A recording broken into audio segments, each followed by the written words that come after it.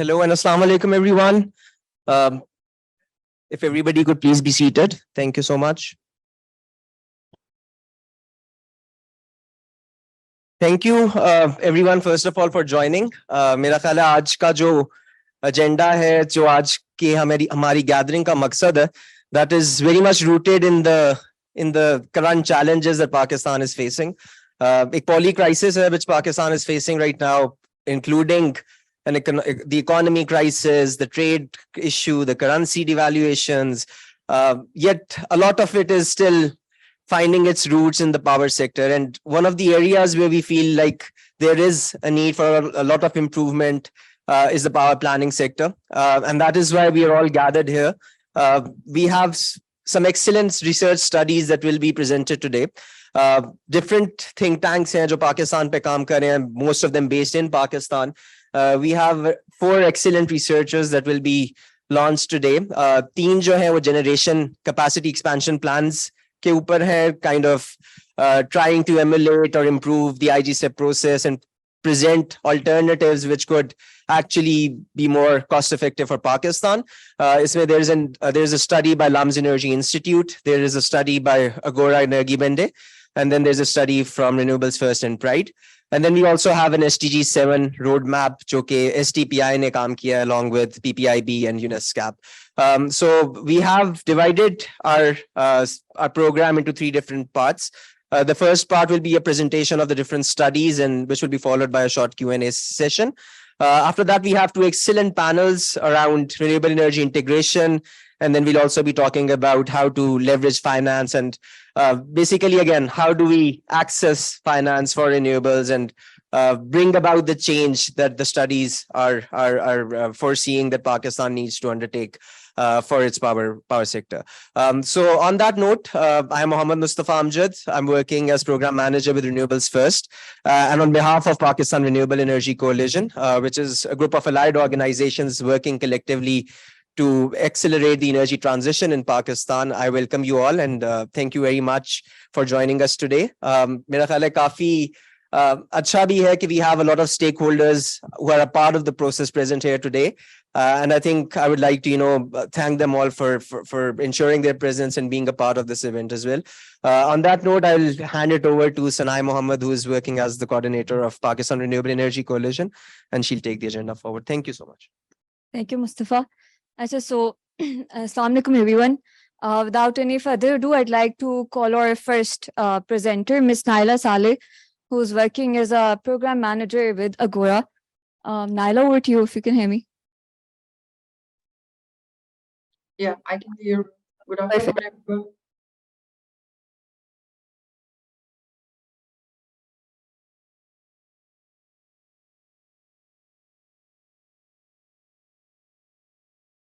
Salam, would someone share my presentation if you want me to start now?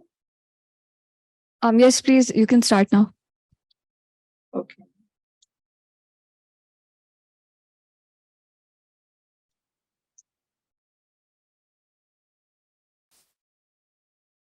Can someone please share my presentation?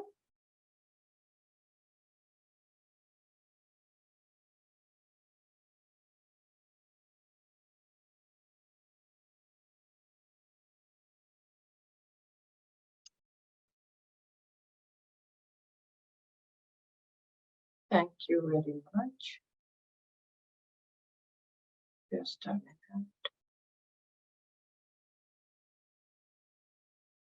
So, yeah, thank you very much for inviting me to this session. I am Naila. I work at Agora as a project manager. And before I go into the study presentation, I would like to briefly introduce Agora to those in the audience who are not very much familiar on who we are and what we do.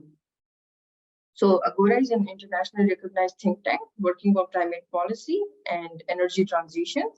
And our vision is a prosperous and carbon neutral global economy by 2050.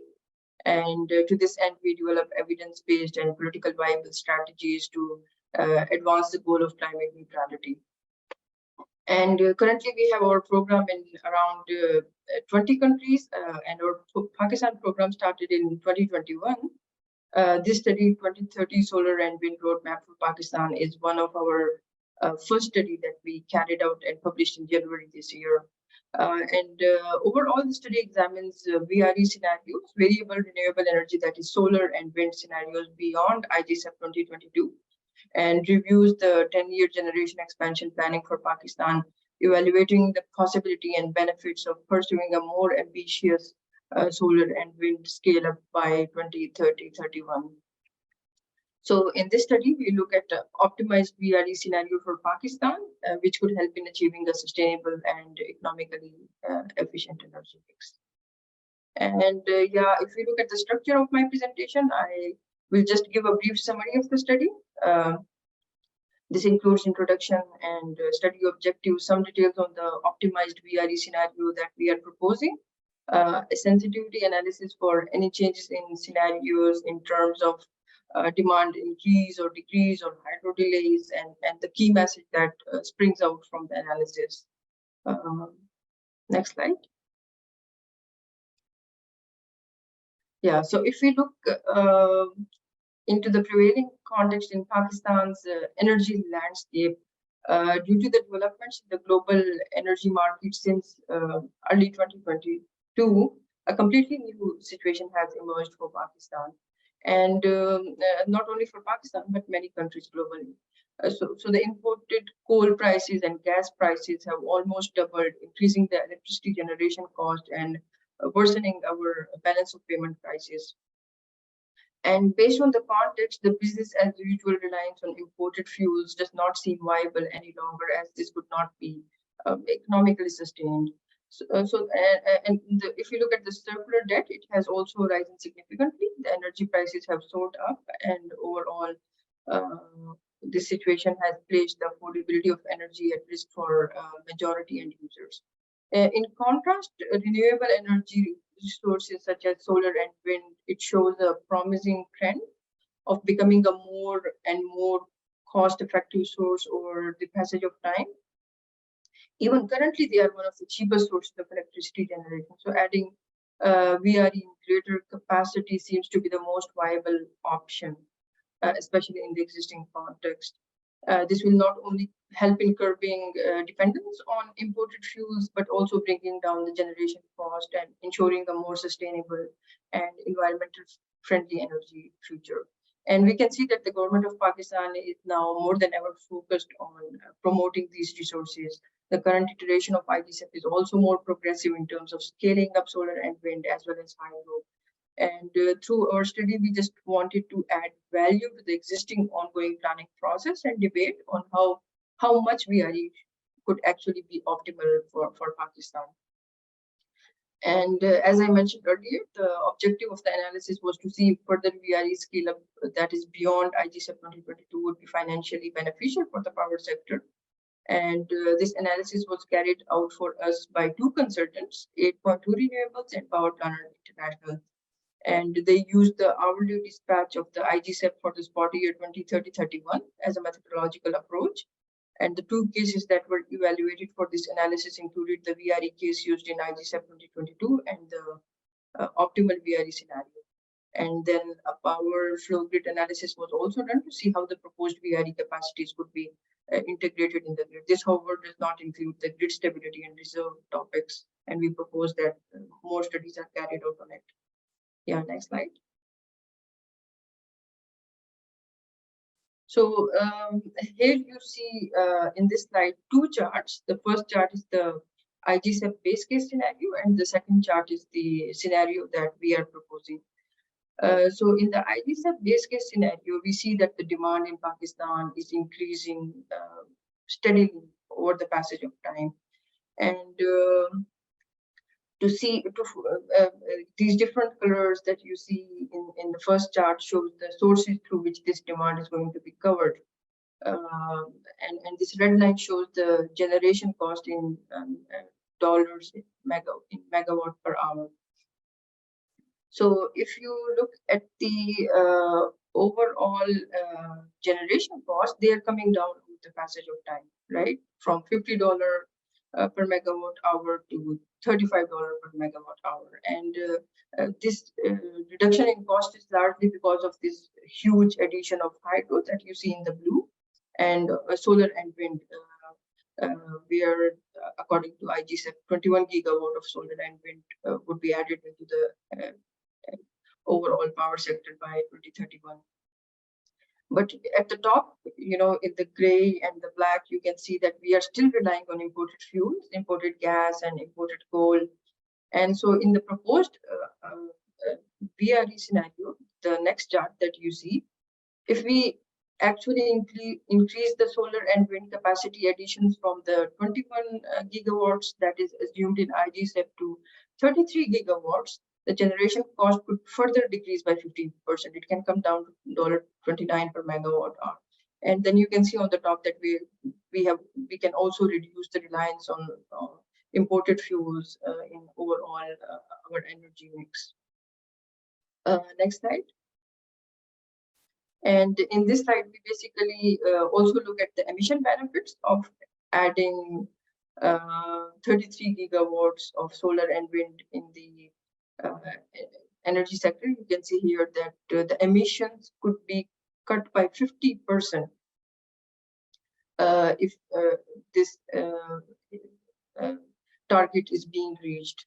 So we can save 29 million tons of CO2 emissions. Next slide. So, and this slide basically shows the breakdown of the 33 gigawatt of VRE in terms of where the envisaged capacity should be located. So you can see that a major chunk of solar and wind come from Chavi Wind Solar Park. This site is situated in Western Balochistan. It has excellent wind and solar resources, and if you look at the distribution of PV, then 17 gigawatt of it would be utility scale, whereas 6 gigawatt of PV will be feeder based out of this 17. Sorry, 4 gigawatt would be feeder based, and it will be integrated into the distribution grid. For the grid analysis, 2028 was used as a spot year since no grid planning was available beyond that. So load flow analysis was only carried out for the 16 gigawatt of the transmission level VRE capacities that would come online by 2028. And our grid analysis shows that a lot of VRE could be integrated using existing infrastructure, but certain large VRE plants, interconnection points, and grid reinforcements would also be required. So anyone interested on the details of these interconnections could access our detailed study on the website. And there you can see that what we are actually proposing in our grid analysis part of the study. Next slide.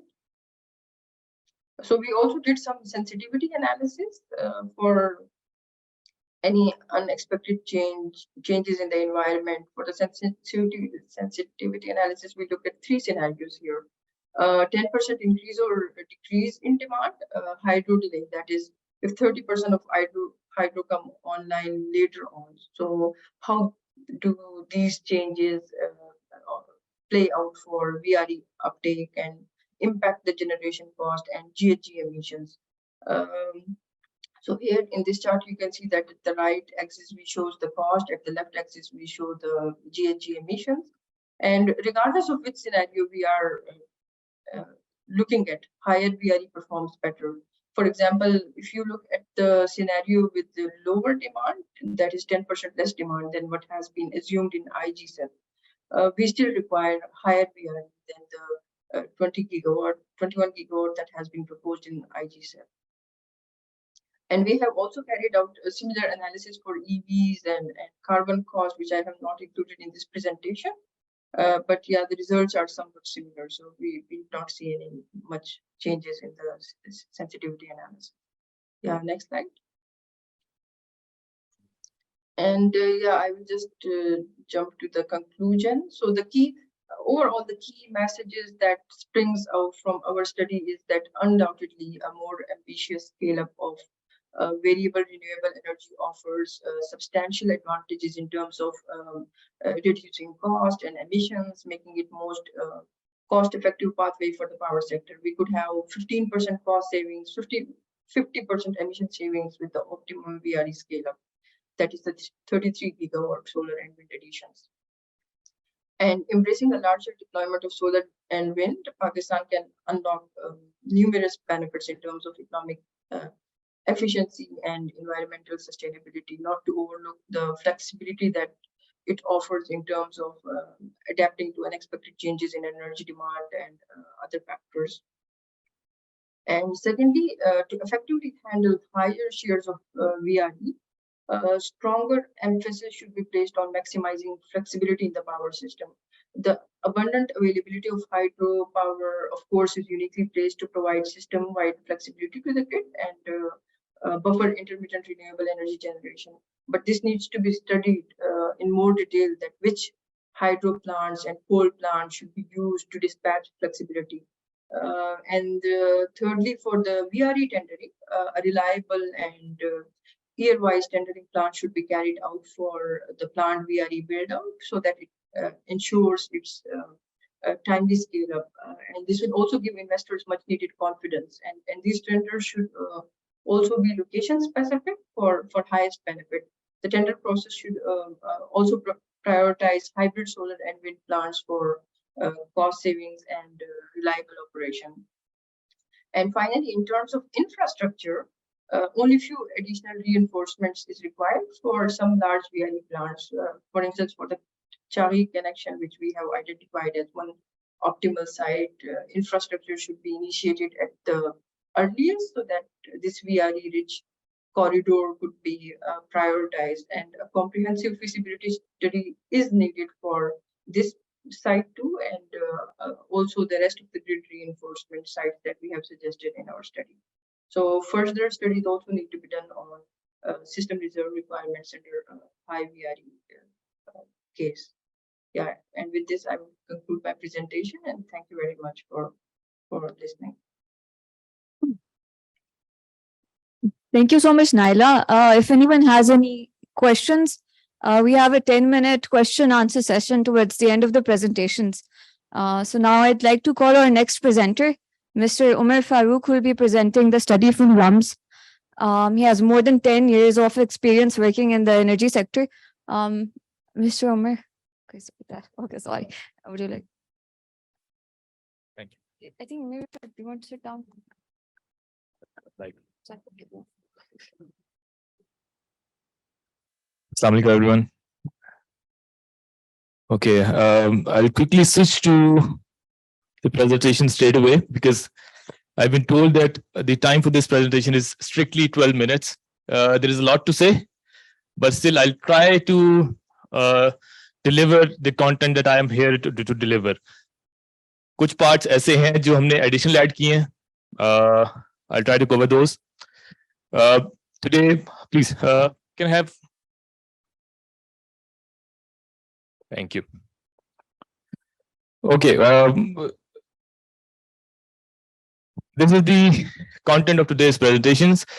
We'll focus on the first part, because that's the part for which we have been invited.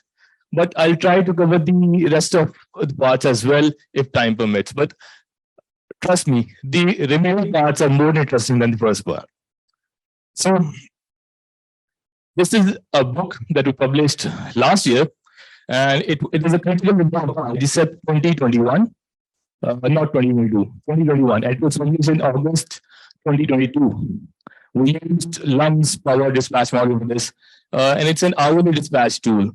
So this is a point to remember.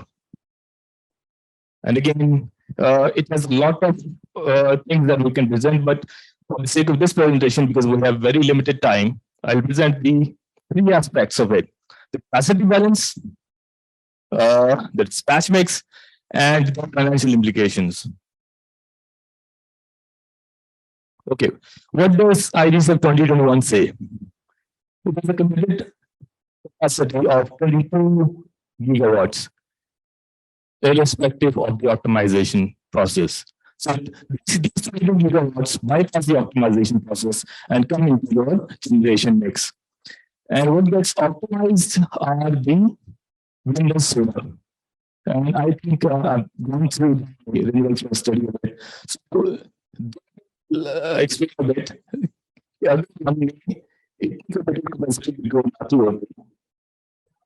Solar का share definitely काफी ज्यादा होता. So this can be projects kind of killing the renewable part.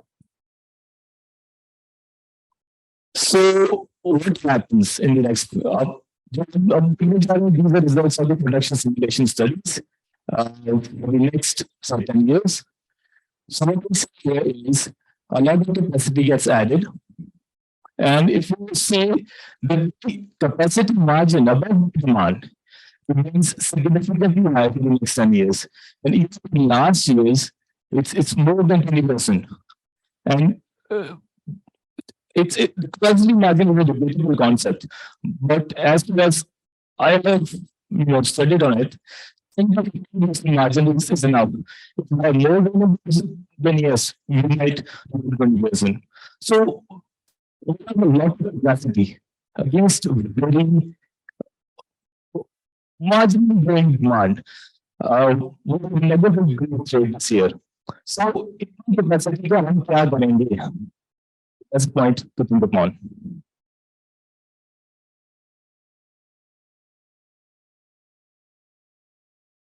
So capacity, how is the donation mix or dispatch mix going to look like? RLG dispatch. RLG plants were built in 2017. I know it's the dispatch. They only used for peaking at these plants, right? So now the baseline plants are used for peaking. It clearly indicates that we added more baseline capacity when it was not required in the system. That is no dispatched. Refineries are still that production. That's a question as well.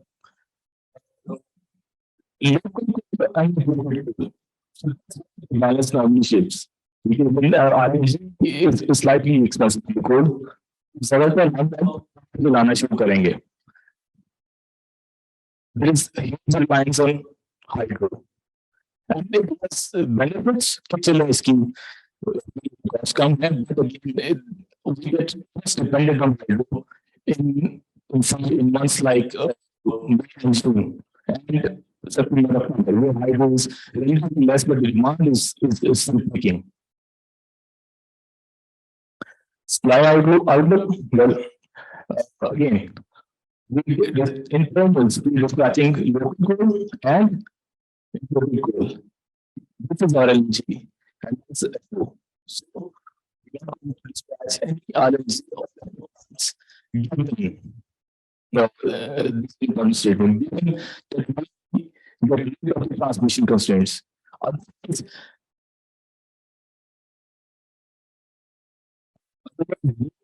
something like if that happens. अगर हम transmission constraints को remove नहीं करते तो model चलेंगे कम optimal dispatch होगा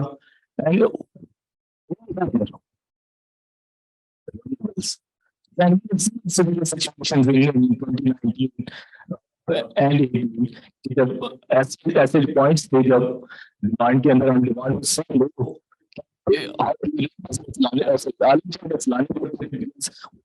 six months and commitment on that.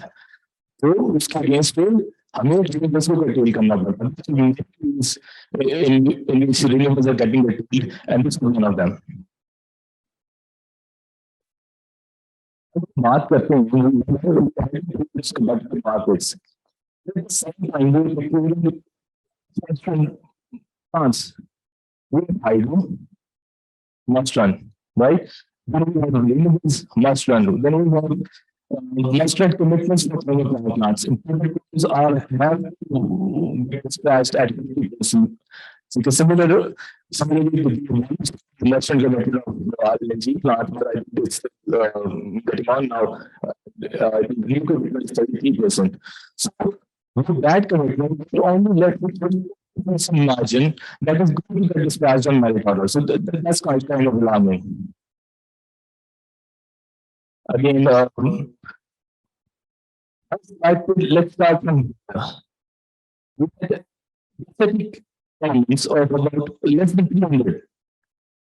And then we now in let's say 2030, we will be around 1600. So there is a 500 times increase.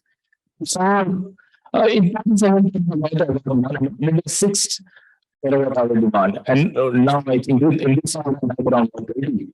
So it's just 5% increase in demand.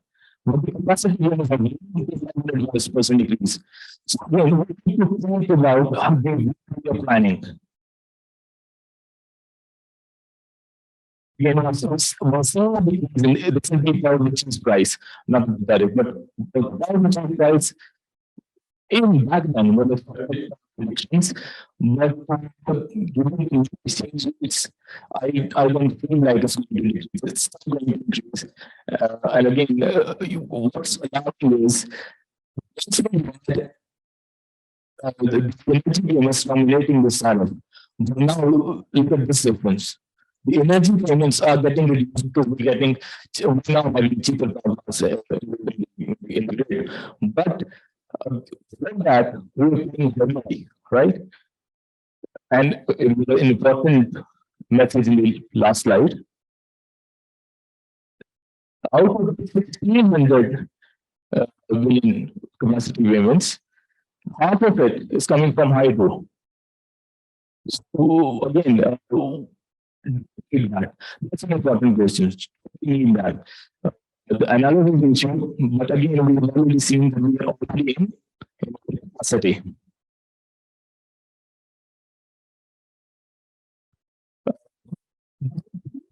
Now, for the current IT service in 2021, scenario policy scenario which included 30% of renewables. So what happens if we, on top of this we add 40% renewables to generation? We added after 2026 we added optimal studies of wind and solar, and made final showing to be 20% by capacity of renewables. So as expected, dispatch units is getting dispatched from the coal part, right? And the local coal. So gets displaced by the renewables, and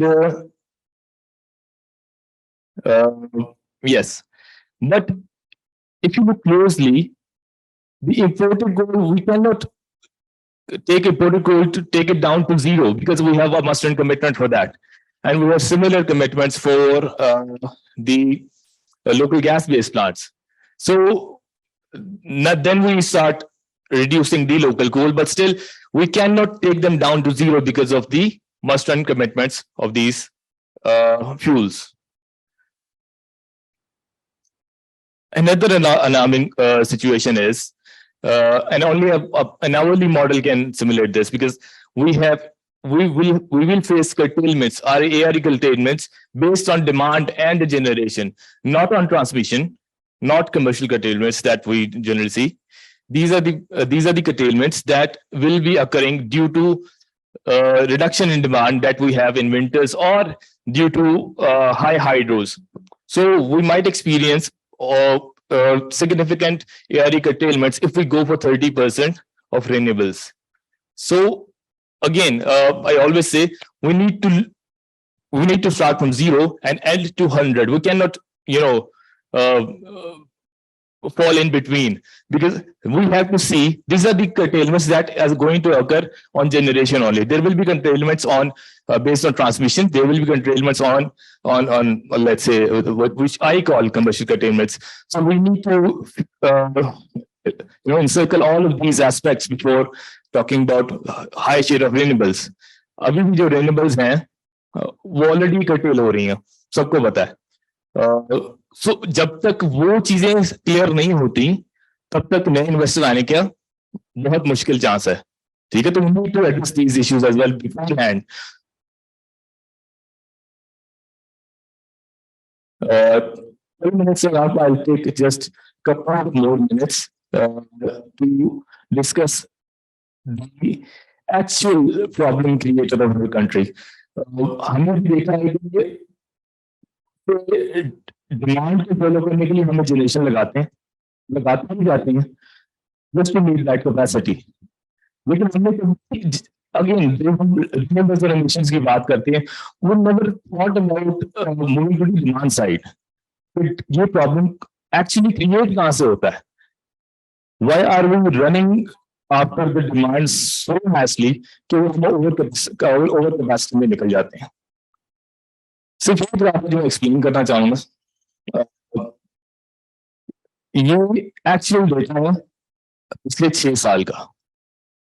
We see that the base load, these are winters, these are summers, the base load is always at gigawatts in winters. Then the peak load is always between 13 gigawatts. And it has been seen since last 6 years. ऐसा ही चलता आ रहा है. We had a zero increase in this base load. And this is what we are actually. ये हमारी natural consumption है. जो जैसे consumption pattern winter में होते हैं वैसे ही समर वन वो क्या है, वो यहाँ है. अब हम देखें कि हमारी समर की कैपेसिटी जो डिमांड की रिक्वायरमेंट है दैट इज इंक्रीजिंग, डिमांड की बहुत ज्यादा इंक्रीज है. और वो 20,000 मेगावाट तक डिमांड कैसे पहुंची? हमारा लाइफ स्टाइल ऐसा होता है, हम सब स्कूल जाते हैं, ऑफिस जाते हैं, ठीक है, मार्केट से होती है. हमारी कंस्ट्रक्शन कुछ ऐसी है to use more air conditioning. ठीक है, अब एयर कंडीशनिंग की वजह से हमारा जो मजीद बर्डन जो हमारे पावर सेक्टर पे पड़ जाता है वो 18 गीगावाट्स का पड़ जाता है. और उसी कैपेसिटी को फिर हम मीट करने के लिए चल पड़ते हैं, rather than thinking कि किसी तरह से इस 18 गीगावाट सॉरी 18 गीगावाट्स को नीचे लाया जाए. सो अगर हम डिमांड साइड मैनेजमेंट करें, ठीक है, तो क्या हम जो एडिशनल कैपेसिटी है उसको नीचे नहीं ला सकते जो हमारी रिक्वायर्ड कैपेसिटी है? अब अगर देखा जाए, अगर हम इस डिमांड, अगर again I have limited time, I will take just for 1 more minute. अगर हम इस ग्राफ को देखें तो जो पहले 1000 मेगावाट जो ऊपर के हैं उनको सर्व करते हैं हम सिर्फ 80 आवर्स के लिए ऑलमोस्ट. तो सिर्फ 80 आवर्स की लोड मैनेजमेंट चाहिए टू गेट रिड ऑफ से 1 बिग RLNG प्लांट और 1 बिग कोल पावर प्लांट. अगर हम इस अपॉर्चुनिटी को यूज करें तो we can save $1 billion for a year सिर्फ ये ऊपर की 80 आवर्स की लोड मैनेजमेंट से. और अगेन हमारा जो इसको कंट्रीब्यूट है डिमांड का वो है डोमेस्टिक. क्योंकि डोमेस्टिक के अंदर हमारी डोमेस्टिक कमर्शियल के हमारे अंदर हमारी कंस्ट्रक्शन है वो ऐसी है that the house gets heated, कोई इंस्टॉलेशन नहीं है, कोई वेंटिलेशन नहीं है. ठीक है, तो उसी के लिए हमें फिर एयर कंडीशनिंग ऑन करनी पड़ती है. वो सारी की डिमांड उसी एयर कंडीशनिंग से आ रही है. अगेन विंटर्स के अंदर we don't have any increase, लेकिन समर्स जो है वो अच्छे खासी ग्रोथ रेट से इंक्रीज करती जाएगी. और ऐसा ही रहा तो हमारे 2 पीरियड्स बन जाएंगे पावर सिस्टम के जिसको मीट करना बड़ा मुश्किल हो जाएगा.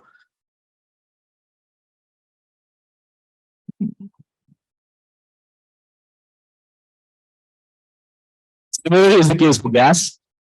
ठीक है, जो गैस की डिमांड है वो सब तरह से मीटिंग जो एयर कंडीशनिंग की जो हमारी रिक्वायरमेंट है वो सर्दियों में वैसे गैस पे ट्रांसलेट हो जाती है. तो अगेन इसके अंदर जो मेन चीज हमारी तरफ से रिकमेंडेशन हो यही है कि अगर हम सिर्फ अपने बिलियंस को एनर्जी एफिशिएंट कर लें तो we can save billions.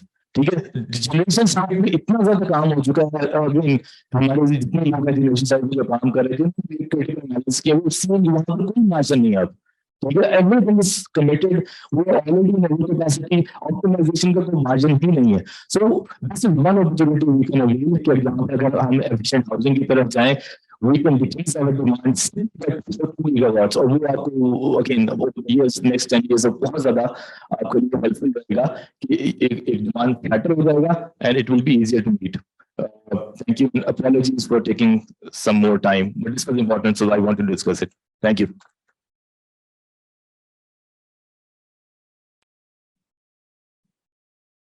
Thank you so much, Umar. Our next presentation is from Sustainable Development Policy Institute. And for that, I'd like to call Ubaidur Rahman, who is an energy expert and also the Senior Research Associate at STBI.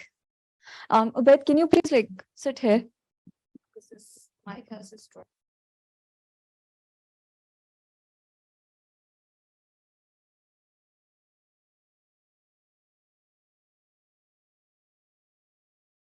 Yes, I hope this is working. Yes, okay.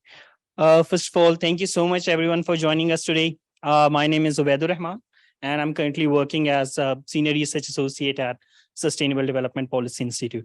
So I think at STPI, we're running this broad clean energy transition program with a lot of outputs coming around renewable energy, but particularly for today, we actually picked the topic that is the SDG 7 roadmap of Pakistan. I mean, mainly the reason was that because currently we're also working with a lot of government institutions in developing its implementation framework. So perhaps this is an area, this is perhaps a very good opportunity and a time where a lot of inputs from your end would actually support what is actually happening on this front.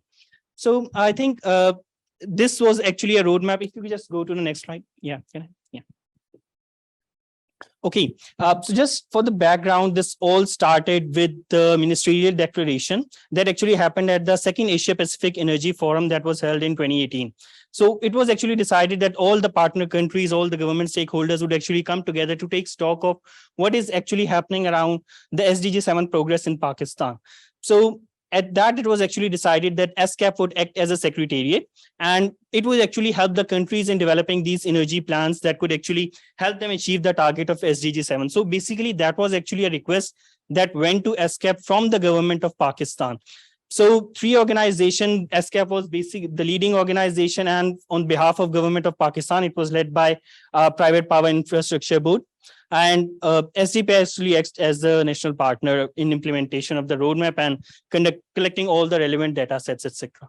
So this is a broader journey, and the roadmap actually was developed as and launched at the COP27 side activity at the COP27 as well. So a lot of consultations, inceptions workshop actually happened. There was modeling through use of different softwares as well, and eventually I'm just going to show you a couple of roundtable discussion that we actually did, and a lot of discussions are happening.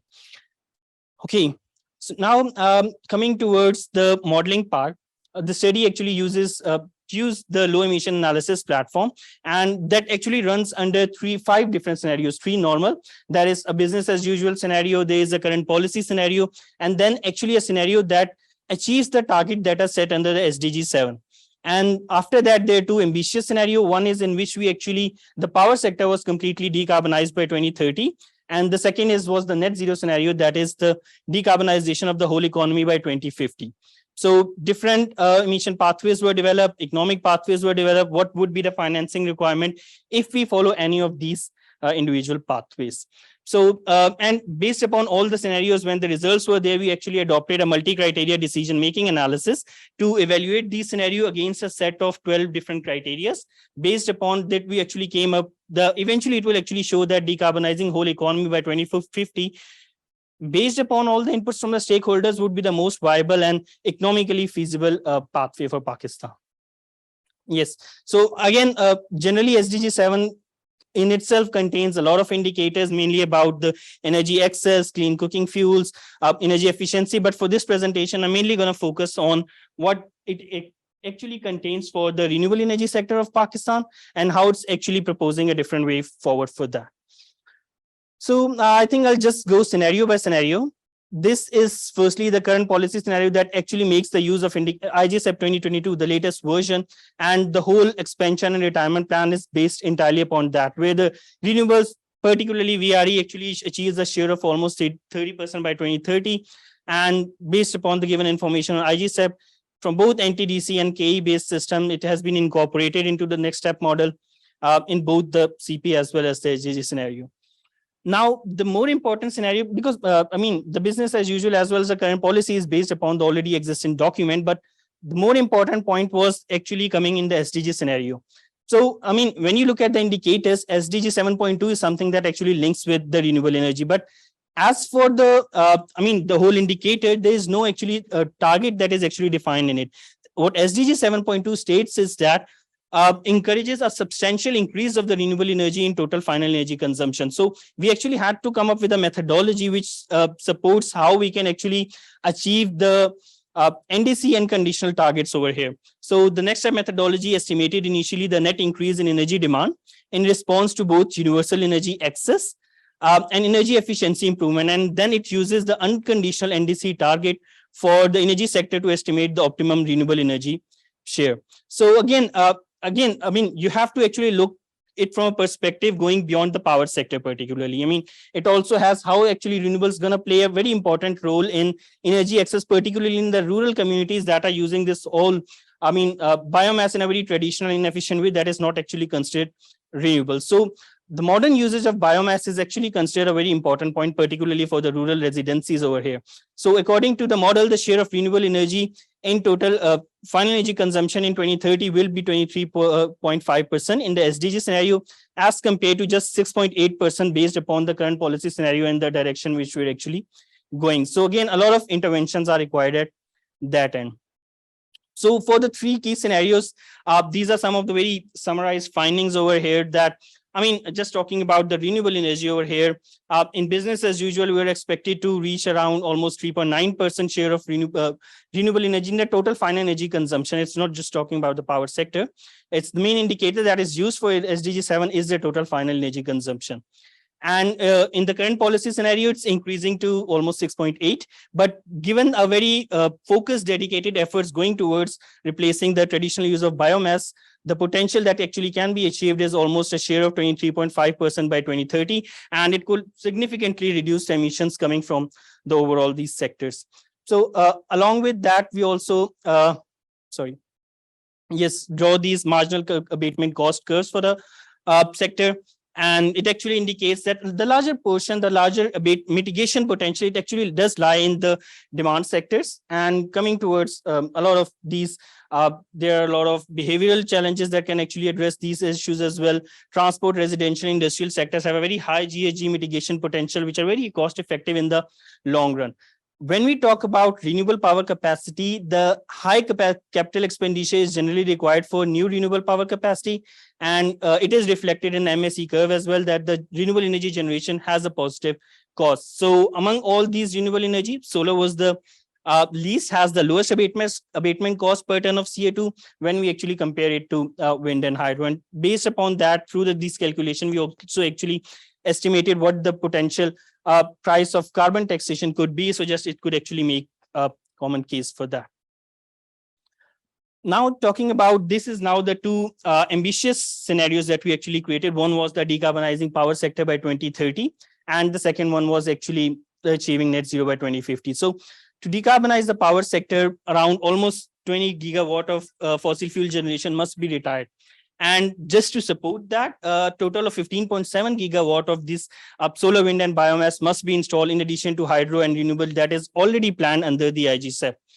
So this would, however, require an investment of 13.5 billion. And that is again, in addition to the investment that has already been mentioned under the IGSEP as well. So just some of the challenges and opportunities for full-scale power sector decarbonization. Again, the cost, we have already mentioned that.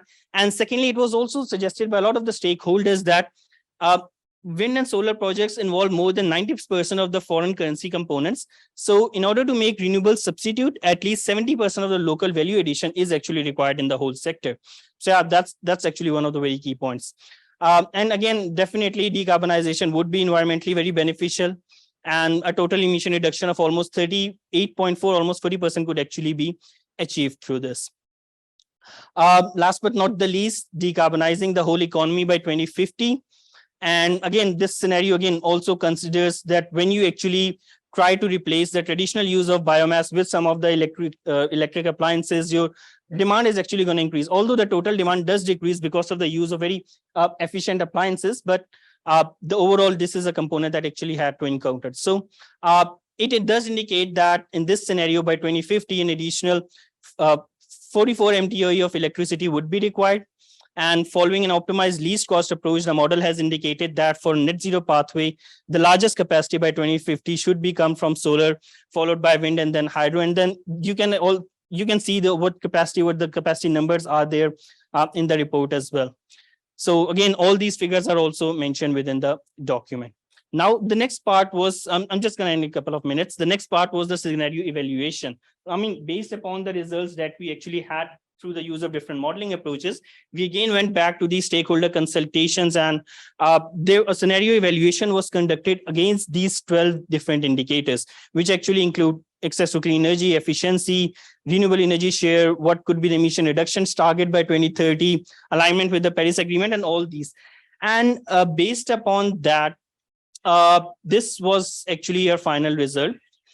This roadmap actually recommends that Pakistan considers the adoption of scenario decarbonization of the whole economy by 2050. And since the scenario is further implemented after the SDG scenario, Pakistan can implement the suggestions given in the SDG 7 roadmap process. So yeah, again, a lot of things happened, a lot of consultations. Again, decarbonization by 2050 is actually coming out to be one of the most key areas in this whole process. Just picking up some of the challenges particularly for the renewable energy sector from the roadmap. I think we've already discussed many of these points, that policy and regulatory uncertainty is there. The demand for RE is completely low. There are project development delays. They've already talked about the inadequate grid infrastructure. So these are some of the very key challenges which actually have to be addressed. I mean, definitely policy inconsistency is actually one of the very key challenges. The coordination between, not only between the federal and the provincial, but within the federal ministries, that's actually is currently one of the very major challenges. Then there's always a very slow transition to procurement regime, lack of clarity for pricing of the RE. And I think we've also talked about these curtailment issues as well. That's actually for wind sector. For this year, this was one of the very major challenges.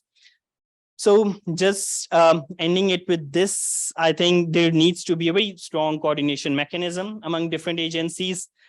Mapping of RE also again has been started somewhere at the ministerial end as well. But again, mobilizing independent board for efficient and transparent operation of DISCOs, reevaluate the tariff and capacity plans based. Again, how do we actually mobilize the demand for RE? So again, the market studies are required. Standardized tools to assist financiers for assessing RE investment risks are there. Develop policies around net metering using captive generation, off-grid distributed energy innovative models. And I think, again, fast-pacing the project development activities where we actually talk about net metering installations, net metering to be allowed to mega projects, building local capacity both in terms of installation and manufacturing of RE, and finally developing these bankable feasibilities for RE coupled with energy storage systems. And I think along with this, it actually also gives some very deep insights into what the financing would be actually required to achieve these targets, because that's actually one of the key hurdles. So not just coming from the public sector, but perhaps also from the private sector, as well as the MDBs that are already engaged in this process. So again, remain available for any further inputs that are needed from mine. Thank you so much.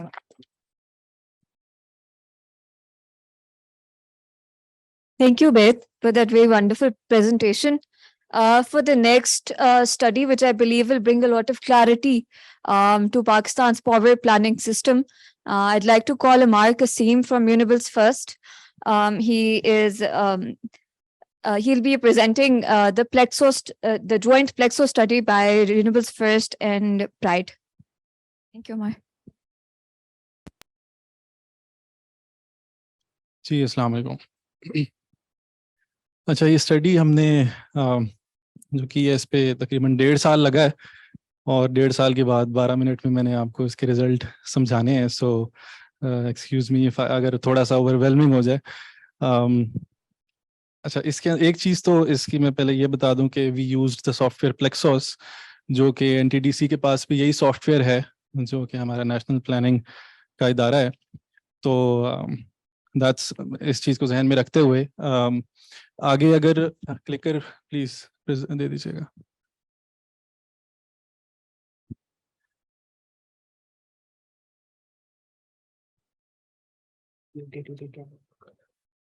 अच्छा, clicker मंगवा दीजिए।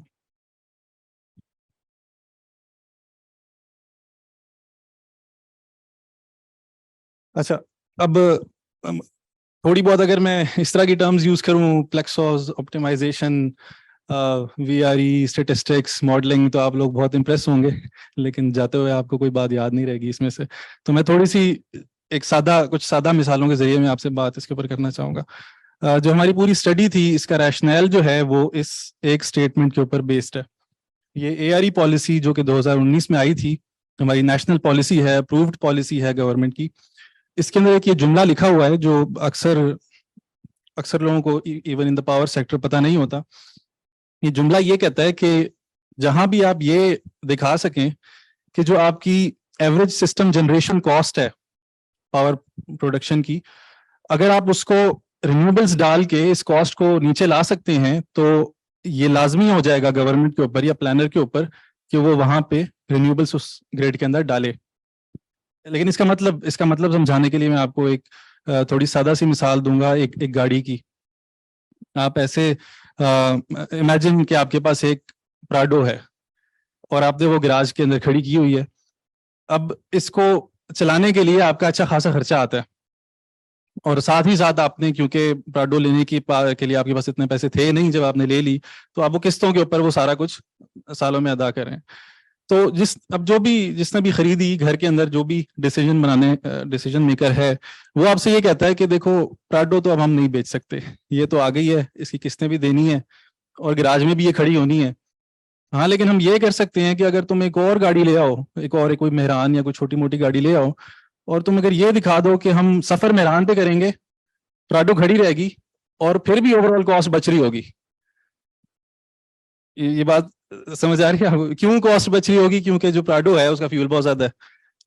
तो मसला हमारे पास as a nation इस तरह का कुछ है कि हमने प्लांट्स बहुत सारे लगा लिए हैं, क्या पता बहुत मोटिवेटेड होके लगा लिए हों, तो अच्छी बात है, एम्बिशियस होना भी अच्छी बात है, हमने जोश में लगा लिए वो सारे प्लांट्स, लेकिन अब उनको चलाने के हमारे पास पैसे नहीं है।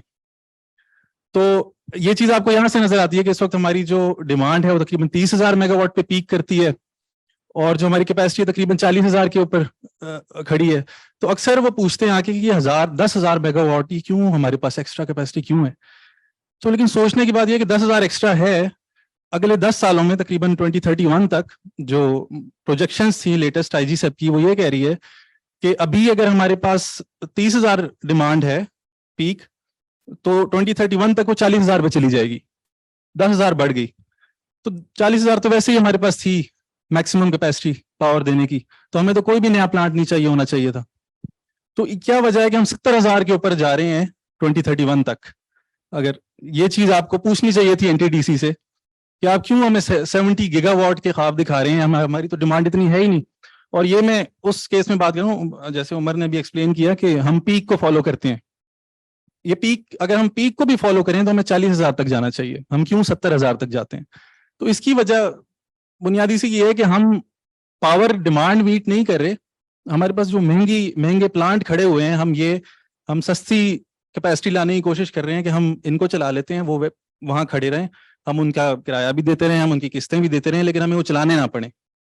तो इस तरह की सूरत हाल। तो हमारी स्टडी का गोल ये था कि हम प्लानर को ये दिखाएं कि अगर आप ये सारी जो रिप्लेसमेंट चल रही है, अगर आप इसको रिन्यूएबल से रिप्लेस करते हैं बजाय इसके कि वो all these other different types of technologies, तो आप कितने पैसे सेव कर सकते हैं। और इसके अंदर मैं सिर्फ पैसों की बात करूंगा, क्योंकि मैंने इतनी चीज सीखी है कि हम ये जो हमारे थिंक टैंक के सर्कल्स हैं, और यहाँ पे हम काफी ग्रीन एनर्जी और सस्टेनेबिलिटी की बात करते हैं, लेकिन गवर्नमेंट को कोई परवाह नहीं है इसकी। गवर्नमेंट के पास जब भी हम जाते हैं वो कहते हैं भाई पैसे कितने बच रहे हैं। तो आज मैं सिर्फ ये दिखाऊंगा कि पैसे कितने बच रहे हैं इसके अंदर।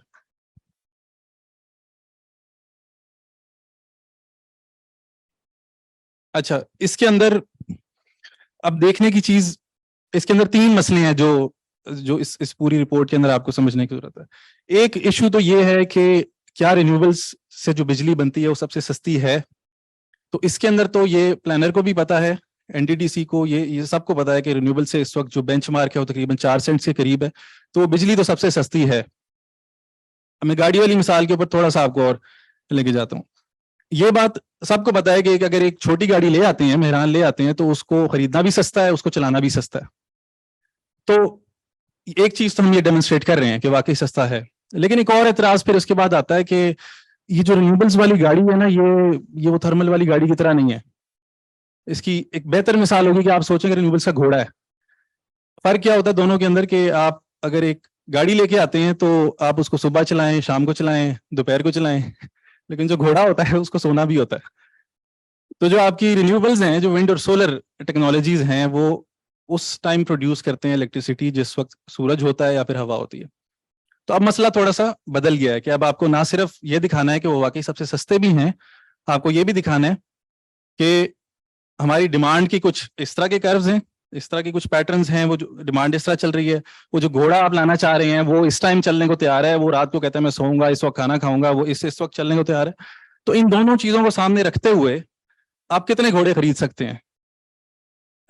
अब अगर मैं वापस उसको उसी टेक्निकल लैंग्वेज में लेके आऊं तो ये इंटरमिटेंसी का इशू है कि आप रिन्यूएबल्स को कितना चला सकते हैं गिवन कि आपके डिमांड पैटर्न्स जो हैं वो किस तरह के चल रहे हैं। और वंस अगेन मैं पीक डिमांड को मद्देनजर रखते हुए बात कर रहा हूँ। अगर हम उसको हटाते हैं जैसे उमर ने कहा, तो हम बहुत और भी सिनेरियोज जो हैं उनकी तरफ जा सकते हैं। लेकिन इवन विद द पीक्स हम ये देखना चाहेंगे कि जो प्लेक्सोस सॉफ्टवेयर है जो कि एनटीडीसी के पास भी वही है, तो उनको भी वही रिजल्ट्स नजर आने चाहिए। वो हमें क्या बताता है कितने रिन्यूएबल्स आप इस डिमांड पैटर्न के साथ ग्रिड में डाल सकते हैं। तीसरा अहम पॉइंट जिसके अंदर वो भी हमने इसके अंदर एड्रेस किया है वो ये था कि अब आप इसको जरा फुल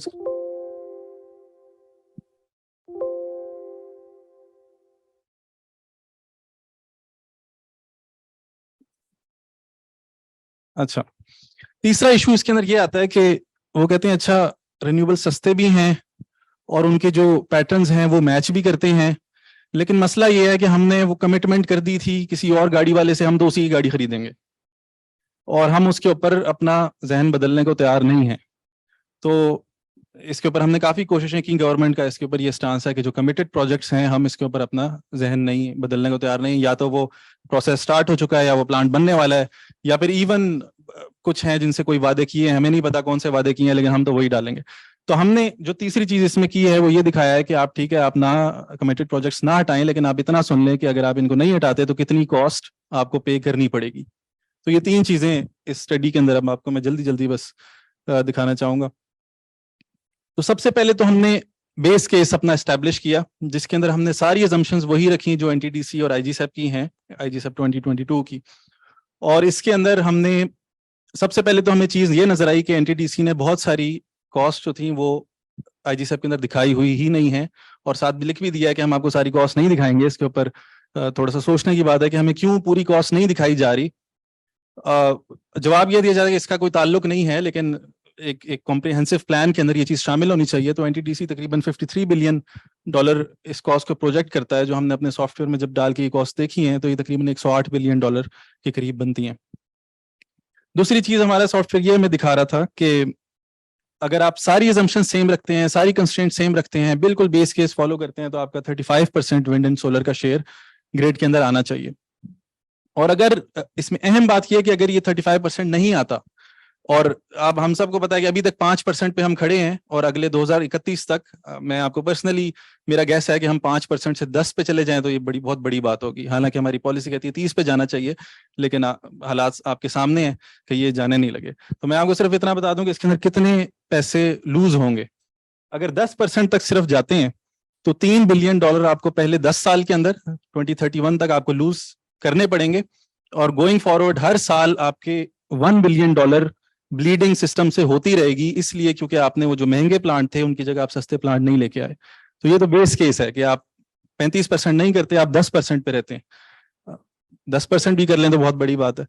लेकिन फर्दर एक और केस में आपको दिखाऊं कि अब जो इसके अंदर कमिटेड प्रोजेक्ट्स की बात थी, अगर ये जो कमिटेड प्रोजेक्ट्स जो जैसे उमर ने बताया कि इनको ऑप्टिमाइजेशन के लिए हम ओपन नहीं करते, इनके ऊपर सॉफ्टवेयर ऐसे है जैसे सॉफ्टवेयर के वो आया है और गुजर गया, सॉफ्टवेयर को पता भी नहीं लगा कि इसकी क्या कॉस्ट थी, इसकी क्या इम्प्लीकेशंस थी।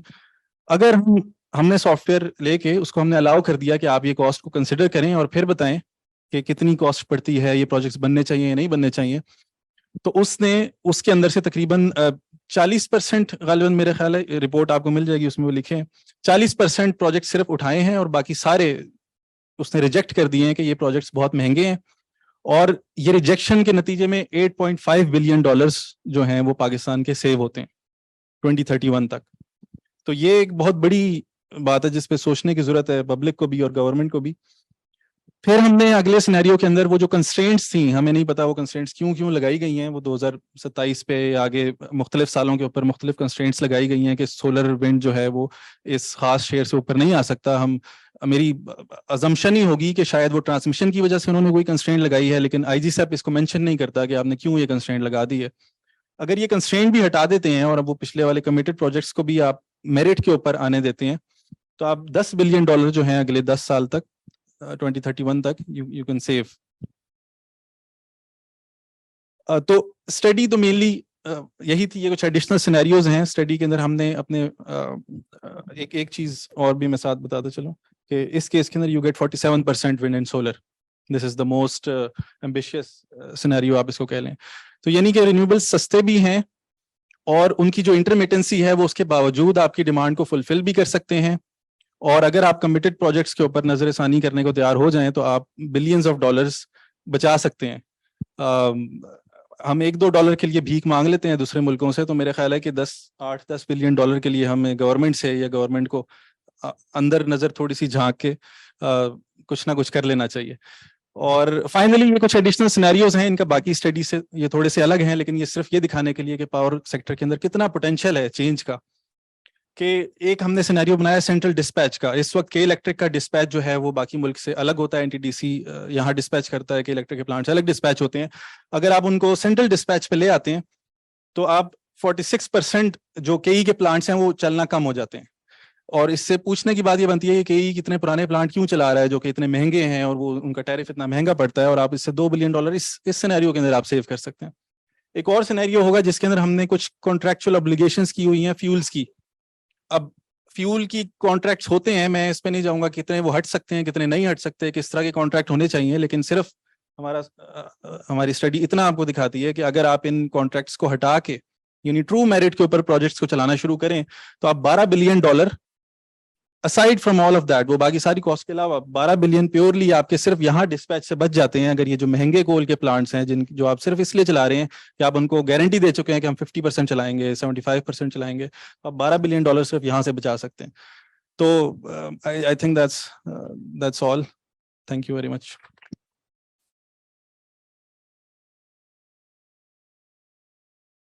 Very good. Very Thank you, Amar. I'm sure we all have like a lot of questions, but we are short of time. So 10 minute है. I would request everyone के 1 से 2 मिनट के अंदर ही अपना सवाल पूछ ले. और अगर कोई भी क्वेश्चन है जो हम आज यहाँ पे नहीं ले सकते तो please right it down and put your contact details over there and we'll make sure that we get back to all of you, each and every one of you. Yeah, I think the second point so is you very can- important. Again, time की बहुत कमी है. So if anybody has any questions that could not be addressed, just pass it on to either me, Sana, or someone from the organizers. We'll make sure that you get a response via email or whatever method you prefer. So on that note, we're open for question and answers. Any questions? Thank you. Question तो नहीं है, मैं अपने आप को introduce कर लूं। Ali Zain Banatullah, system operator, deputy managing director NTDC. तो चूंकि आईजीसैप पे काफी आज बात हुई है, मैं खड़े हो जाता हूं, और आईजीसैप पे मेरा दस्तखत है, तो फर्ज बनता है मेरा कि मैं आप लोगों के सवालात आईजीसैप पे लूं। सेकेंडली, कुछ सवालात के खिलाफ आई थिंक प्रेजेंटेशन के अलावा कुछ सीम्स लाइक इल्जामात भी हैं एनटीडीसी पे, तो उसके अंदर मेरा हक बनता है कि मैं उनको एड्रेस करूं। तो उस लिहाज से just to very quick points. NTDC is a transmission company and system operator, 2 licence है हमारे। अव्वल तो एज ट्रांसमिशन कंपनी हम ट्रांसमिशन ना तो प्लान कर सकते हैं, ना ऑपरेट कर सकते हैं, ना चला सकते हैं, ना मेंटेन कर सकते हैं, ना डिजाइन कर सकते हैं। 40 साल पुराने हमारे डिजाइन आज भी इन ऑपरेशन है। तो एज चूंकि हम ट्रांसमिशन इतनी अच्छी तरह नहीं कर सकते, मेरे ख्याल से ये तो बहुत एक बड़ी लेट्स से जनरेशन भी उसके ऊपर हमें देना वाज, आई थिंक हम हमारे साथ एक इन सेंस नाइंसाफी थी. Personally, I don't believe in central planning, but especially चूंकि अब markets आने वाले हैं, तो personally, मेरे ख्याल से तो ये जिम्मेदारी जो है at some point NTDC से हटा देनी चाहिए और markets पे डाल देनी चाहिए. Free markets. अब इसका प्रॉब्लम क्या है कि पाकिस्तान में जितना लोगों ने पावर सेक्टर में जनरेशन से स्पेसिफिकली पैसा कमाया है, it is seen as a gold mine. Projects लगाना चाहते हैं पब्लिक सेक्टर में, प्राइवेट सेक्टर में, सब जनरेशन में लगाना चाहते हैं और कंज्यूमर को बिल पकड़ाना चाहते हैं. कहते हैं जी ये लें, हमें सॉवरेन गारंटी दें, हमें ये गारंटी दें, वो गारंटी दें. गारंटी के बगैर हम कुछ नहीं करेंगे. अगर आप प्राइवेट सेक्टर में हैं, अगर आप प्रोजेक्ट लगाना चाहते हैं, आप प्रोजेक्ट लगाएं, लेकिन गारंटी ना लें. ये जो कर्जे है ना, मैं आपको 2 मिसाल देता हूं. पिछले हफ्ते की बात है. पिछले हफ्ते में पावर सेक्टर में गया, वापडा के हजरात आए थे. वो अपना 4500 मेगावाट का दासू का प्रोजेक्ट, दासू नहीं सॉरी दिमर बादशाह का प्रोजेक्ट के बारे में बात करने आए थे. मैं उनसे कहा जी आपके पास गोल्डन गोल में चित्राल में 108 मेगावाट का आपने एक प्रोजेक्ट लगाया है. चंद साल हो गए, 100 किलोमीटर की ट्रांसमिशन लाइन आपने बनाई. हर साल 3 महीने वो लाइन गिर जाती है. जनवरी में कोई ना कोई लैंडस्लाइड, बर्फबारी, कुछ ना कुछ होता है. प्लान आपका आउट ऑफ कमीशन होता है. ठीक है जी. आप 4500 मेगावाट का अगर प्लांट लगाते हैं शुमाल में, 4500 मेगा, एक महीना अगर उसकी ट्रांसमिशन लाइन आउट हुई, दैट्स 3.3 बिलियन यूनिट्स. इसके पैसे कौन देने वाला है? एनटीडीसी तो नहीं दे सकती. हमारे पास तो पैसे ही नहीं है. अगर आप फोर्स मेजर क्लेम करते हैं करें तो कंज्यूमर देगा. 12 बिलियन, 1.2 ट्रिलियन डॉलर्स का प्रोजेक्ट है total. Yes we need the water, do we need the power? 4 billion for power. ठीक है जी. Do we need that for to spend? कर्जा लगाने के लिए तैयार है कि हम 4 अरब डॉलर का for hydro power that we can not take, that we can do not need. ठीक है. उससे पहले एक हफ्ता और पीछे जाए, C5 की अनाउंसमेंट. मुझे तो नहीं पता कब हुआ ये फैसला, लेकिन अखबार में मैंने पढ़ा कि it was a gift to the nation. Another $4 billion gift to the nation. ये 2 मंसूबे आपके 8 अरब के बन गए. These are not in the IG7. Okay, Dimar Basha is in the IG7 because and it comes 2030. C5 is not in the IG7. भाई कहीं से नहीं है ये.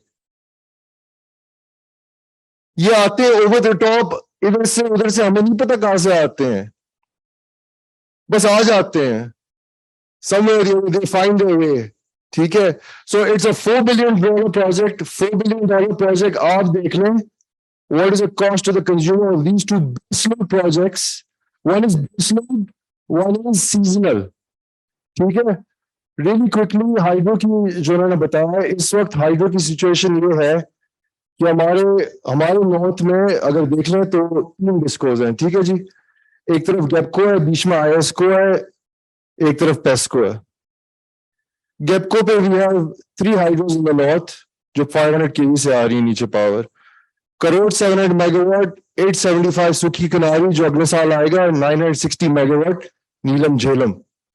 इस वक्त 3 में से एक चल रहा है, crore 700, and we are over supplied in the गेपको एरिया. जब नीलम झेलम वापस आ जाएगा, that's another one, and अगले साल by next December आपका सूखी किनारी आ जाएगी 870 मेगावाट. गेपको is over supplied. वहां से अगर पावर नीचे जाती है, Lahore is already over supplied from the south. ठीक है जी. वेस्ट में अगर देख लें तो पेस्को रीजन, पेस्को में moment dam is also coming 2026. That's another 800 megawatts for Pesco. Pesco is already oversupplied. 800 मजीद आएगा तो I don't know where that goes. बीच में अगर आईएसको भी देख लें, 2160 Dasu coming straight down, and साथ में T5 Terminal Extension 5, another 1500 megawatts. Where is this power going to go? We don't need it. It's all seasonal generation जो आप साल के 3 महीनों के लिए आप power consume करेंगे, if at all, because you can't, because there isn't enough capacity, consumption capacity or transmission capacity to use it. And then बाकी लेकिन आप 12 महीने आप कर्जा देंगे उसका, ठीक है जी. So this is the ground reality that we live in. It is not just the planner that is responsible for this, it is the consumer. मैं private sector से आया हूँ, मैं वापस private sector जाऊंगा, but I will always stay a consumer, and I'm a consumer in Karachi, by the way, जहाँ पे इस वक्त the government is really badly stuck. 260 billion rupees का TDS tariff differential subsidy दे रहे हैं, 45 rupees की वहाँ पे generation चल रही है, ठीक है. So there is no shortcut in this. One other point I would like to make is that along with the planner, I'm also the system operator. ये जो बत्तियां जो जल रही है ना, आगे the grid transmission and distribution हमने मिलके आपको 230 वोल्ट देने. अगर 230 वोल्ट ही देंगे ये बत्ती नहीं जलेगी, या तो जल जाएगी या काम ही नहीं करेगी. साथ में हमने सिस्टम की फ्रीक्वेंसी भी बरकरार रखनी है 50 हर्ट्ज पे. I am not against generation that is variable. I'm not against renewables. It's important. We need to have solar in the system. We need to have wind in the system. But we need to understand that these are intermittent variable sources. तो अगर कोई आपको कहता है कि 4 रुपए की बिजली बनाएगी इससे, that is not the complete cost. There is a balancing energy cost. Agora Energy Vendor की presentation की conclusion के second point was flexibility. And आपको थर्मल हाइड्रो को फ्लेक्सिबली इस्तेमाल करना होगा. वो आप मुझे बताएं, इस वक्त तरबेला 4900 मेगावाट पे चल रहा है, ठीक है. कल की डिमांड, एवरेज डिमांड 19,000 मेगावाट थी, जिसके में Tarbela was almost 5,000 megawatt. Total 7,600 megawatt from hydro. 40% of the electricity that you were getting was from hydro. 3 रुपए, 4 रुपए, 5 रुपए की बिजली. 4900 मेगावाट पे एवरेज उसकी बेसिकली फुल कैपेसिटी पे तरबेला चल रहा था, which is 160,000 cusecs का indent. Inflows is 250,000, which means 70,000 cusecs is being spilled. अब मैं अगर विंड के लिए उसको बचा के रखूं, थोड़ा बात कहूं कि जी ये विंड जब कम होगी तो मैं इसको चलाऊंगा, जब विंड फुल आए तो मैं इसको नहीं चलाऊंगा. I am spilling water into the rivers, which is going all the way to the Arabian Sea. You are not getting power from that. उसको मैं ऑप्टिमाइज करूं डे अहेड, जो मैं करता हूं, इंट्राडे जाके सब अचानक से इंडेंट बदल देती है कि तो सॉरी आपको 160,000 कहा था, अब तो 120,000 है. दूसरी तरफ एसएनजीपीएल मेरा दूसरा भाई, वो कहते जी आपको हमने 7 MMCFD दी थी गैस की, लेकिन अब आपको नहीं दे सकते, अब आपको सिर्फ 600 देनी पड़ेगी. और जब 600 देते हैं और हम 600 लेते हैं, कहते हैं कि जी नहीं अब तो आप बहुत ज्यादा ले रहे हैं. जब ज्यादा लेते हैं, अच्छा जब कम लेते हैं कहते हैं जी आप ज्यादा ले, हमारा पाइपलाइन सिस्टम फट रहा है. So this is the ground reality of system operation. It is not Excel based. It is power system engineering.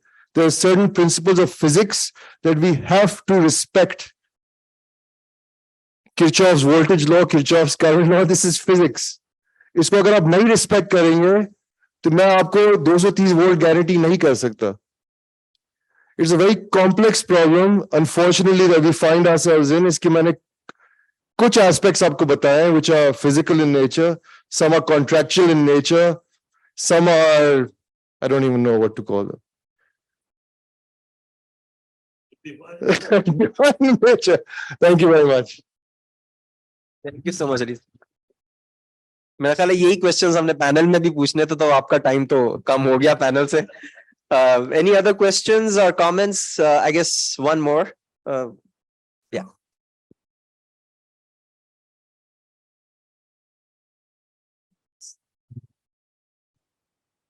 अस्सलाम वालेकुम. मेरा नाम ज़ियाउद्दीन है और मैं कंसल्टेंट हूँ पावर सेक्टर का स्पेशली. अभी मैं अपने अम्मार कासिम, मैं उनकी तरफ मुखातिब होकर कहूँगा कि यार at least he took a courage to speak the truth कि यार हो क्या रहा है मुल्क में. And after that my worthy DMD took the courage to speak the truth. But what is the solution? We have a surplus power of 10,000 megawatt, but we have the load shedding of 8,000 megawatt. Why? This is a question, and this needs to be resolved. Before that, economy is not going to sustain, because the economy को तबाह करने वाली वाहिद sector जो है वह आपका power sector है. तो क्यों हो रहा है इसका कोई एनटीडीसी में जवाब दे सकता है? ठीक है, नंबर 1. नंबर 2, रिन्यूएबल एनर्जी की हम बात कर रहे हैं. की हम बात कर रहे हैं, यस फाइन, ये बहुत जरूरी है और ये होनी चाहिए. तो आप the overall cost of energy down, ताकि कंज्यूमर को कुछ ना कुछ फायदा मिले. अब एनर्जी की अपनी एक डायनेमिक्स है, उसकी इंटरमिटेंसी है. उस इंटरमिटेंसी के अंदर रहते हुए भी आपने मैनेज उसको करना है. But there other source of renewable energy which I think that शायद हमें से किसी ने इस पर तवज्जो नहीं दिया है. That is a power plant based on hydrogen fuel. In Europe and entire world, a lot of investment has been planned to produce hydrogen and to run their power plants on hydrogen. अब मैंने ये बड़ी अच्छी अच्छी मिसालें देखी हैं. मतलब हम पावर प्लांट लगाने जा रहे हैं, so many gigawatts in Chari. वहां से हम लेके आएंगे कहाँ? Gujranwala, Lahore. Okay, this so many gigawatt चाकी में लगा के आपको 500 kV की या 765 kV की, even 1000 kV की ट्रांसमिशन लाइन बना रहे हैं. Okay, what is happening? Is that transmission line is working up to its capacity? What its economics? और once transmission line में कुछ problem होती है, तो where we do stand? So these are some observations, and I completely agree with the DMD that we should think about it, that what is the reality on the ground. We don't think. Thank you.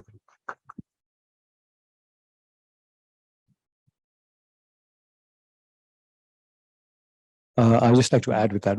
My name is Vikas Qureshi. I think what Mr. was saying was pretty correct, that globally now things are moving, dynamics are changing. Globally, the whole Europe, US is looking at green hydrogen now as the fuel of the future. And I think where we are, I didn't see in IGSAP any of the study that are we taking those global assumptions now on board in our calculations?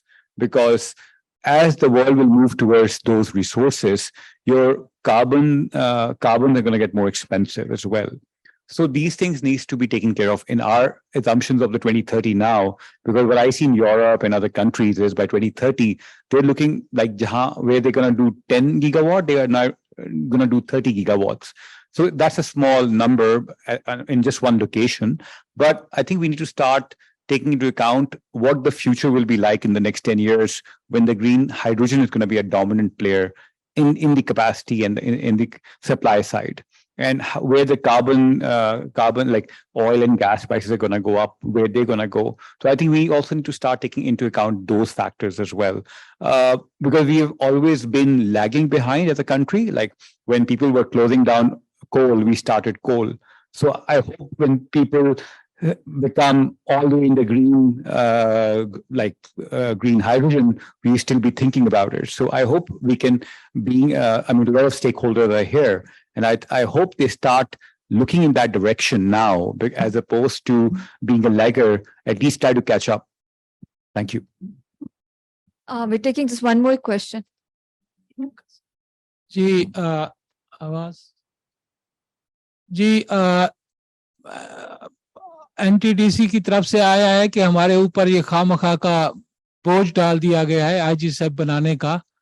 तो एक तो मेरा ये सवाल है कि ये फिर आईजीसैप कौन बनाए, क्योंकि ये वर्ल्ड बैंक की एक कंडीशनैलिटी थी और ये सीसीआई तक इशू चला गया था, वर्ल्ड बैंक का लोन इसके साथ कंडीशनल हो गया था और ये फिर जितनी तेजी से ये बना, तो अगर ये एनटीडीसी न बनाए तो मेरा सवाल ये है कि क्या इसके लिए कौन बनाए, ये एक वैलिड क्वेश्चन है. दूसरा ये कि एक साल पहले 18% रिन्यूएबल की इंटीग्रेशन, फिर यकदम हमने 30% कर दी। ये अगर आप कोई कहानी इस पे सुनाना चाहें कि यकदम इतने फिगर्स की जो चेंज है, इसके पीछे क्या राज है? बहुत शुक्रिया जी। जी कोशिश करूंगा कि जल्द से इसका जवाब दूं। पिछले आईजी साहब के अंदर जो चेंज आया रिन्यूएबल्स का, पहले इसका मैं जवाब देता हूँ। पिछला आईजी साहब जब बना था तो फॉसिल फ्यूल प्राइसेस बहुत ऊंची थी। ऑयल तेल का दाम बहुत ऊंचा था, कोल का दाम बहुत ऊंचा था, $160 पर टन था। गैस भी आपको पता है, आरएनजी गैस बहुत ऊंची थी। तो फॉसिल फ्यूल या थर्मल प्लांट्स की हाई प्राइसेस की वजह से जो आईजी साहब को पता है 10 साल का अगले 10 साल का प्लान है। आईजी साहब का मॉडल क्या है? आईजी साहब के अंदर हम हिस्टोरिक इकोनोमेट्रिक बेस्ड मॉडलिंग करते हैं, जिसकी बेसिस पे हम हमारे डिमांड मॉडल को कैलिब्रेट करते हैं। लेकिन आगे अगले 10 साल के लिए जो हमारा इकोनोमेट्रिक मॉडल है, उसके 2 इनपुट्स हैं, जीडीपी फोरकास्ट और प्राइसेस। इनकी जो कोएफिशिएंट्स है यानी सेंसिटिविटीज, वो हम इकोनोमेट्रिक बेसिस पे निकालते हैं। तो जीडीपी की जो सेंसिटिविटी है वो पॉजिटिव है, जितनी बढ़ेगी जीडीपी आपका डिमांड बढ़ेगा, आपकी कंजम्पशन बढ़ेगी। एंड प्राइस की नेगेटिव कोएफिशिएंट है, जितना दाम बढ़ेगा कंजम्पशन आपकी कम होगी। ठीक है, तो कोएफिशिएंट्स यानी सेंसिटिविटीज हम निकालते हैं थ्रू इकोनोमेट्रिक मॉडलिंग। लेकिन जो जीडीपी फोरकास्ट है वो हमें किसी इदारे ने देना होता है। वो आज तक कोई इदारा खड़े होके इस तरह से किसी ने कहा नहीं कि जी ये ले अगले 10 साल की जीडीपी। हमने 6-8 लेटर्स लिखे हैं मुख्तलिफ गवर्नमेंट इदारों को, मिनिस्ट्री ऑफ प्लानिंग को, भी बैठा है साथ में, उनको पता है कि कितना मुश्किल होता है वहां से जीडीपी का 1 साल का फोरकास्ट निकालना। तो जीडीपी फोरकास्ट हमारे हाई थे, जिसकी वजह से हमारी डिमांड प्रोजेक्शंस हाई थी। जनरेशन मॉडलिंग साइड पे अगर आप आ जाए तो अगले 10 साल के फ्यूल प्राइसेस जो है, जिस तरह मैंने अर्ज किया, बहुत बड़ा कंपोनेंट है, वो बहुत हाई थे।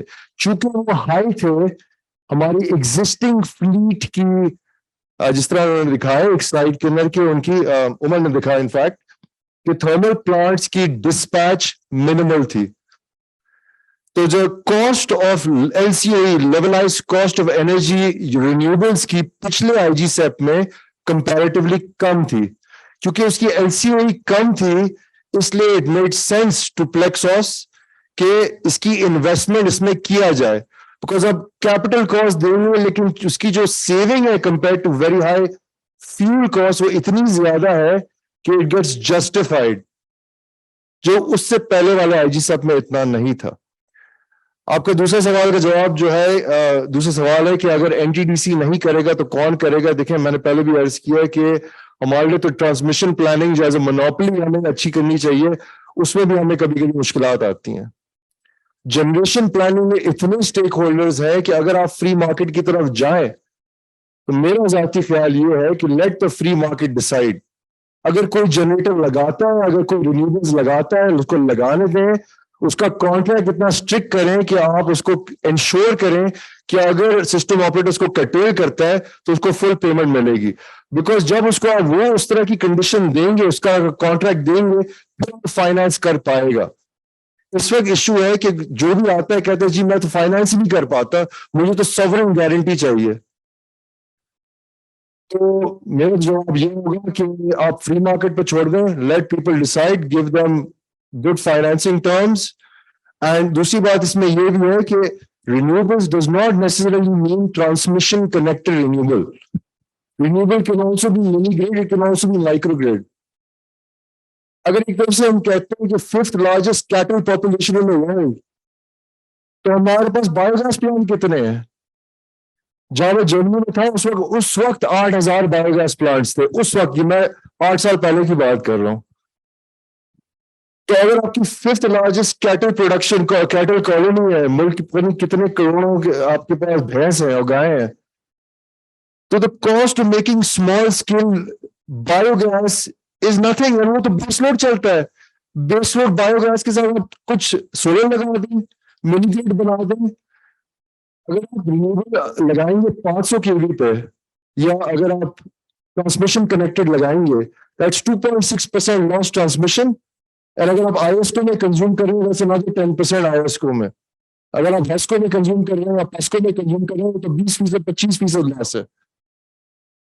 ये एक और चीज थोड़ा ध्यान में रखने की है कि generation should be close to consumption. हमारा एक रीजनल सिस्टम है, एक पता अजीब किस्म का, जहां पे दो एंड्स पे हमने जनरेशन लगाई है। बिल्कुल ही शुमाल में हमारी हाइड्रो, बिल्कुल ही मशरक में, साउथ में हमारी, जुनूब में कोयला है और न्यूक्स है, और लोड सेंटर बीच में है। और एक तरफ से दूसरी तरफ हम पावर भेज रहे हैं। अब तो लोग कहते हैं जी जनरेशन लगाए, जनरेशन लगाए, जनरेशन लगाए, लेकिन जहाँ लोड सेंटर वहां लगाए ना, वहां लगाए। लाहौर की डिमांड 6,000 मेगावाट है, तो 6,000 मेगावाट का जो वोल्टेज सपोर्ट है, मैं जो जिसकी बात कर रहा हूँ 230 वोल्ट, वो आप घर से नहीं दे सकते, वो आप करोड़ से नहीं दे सकते, दासू से नहीं दे सकते। तो वो जो इन्होंने कहा ना कि जी आपके जो कंस्ट्रेंट्स है वो क्या है, वो यही है कि आपने इस्लामाबाद में, लाहौर में, गुजरात में, फैसलाबाद में वोल्टेज सपोर्ट देना ही है। उसके लिए आपने जनरेशन चलानी है।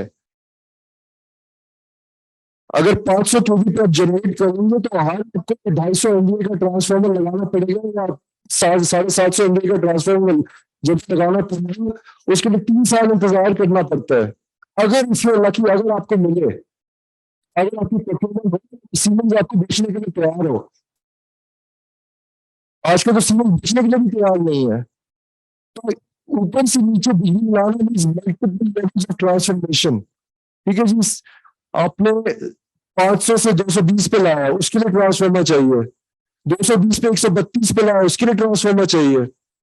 132 पे 11 केवी पे लाया, उसके लिए ट्रांसफार्मर चाहिए। तो इससे बेहतर नहीं कि आप 11 केवी पे सोलर लगा लें, साथ में कुछ बायोगैस लगा लें, छोटा सा एक विंड फार्म लगा लें, छोटा सा विंडमिल लगा लें। उससे आपकी वोल्टेज सपोर्ट भी हो जाएगी। 132 के लिए आपको 115 वोल्ट मिलते हैं फेस्को को, मेस्को को।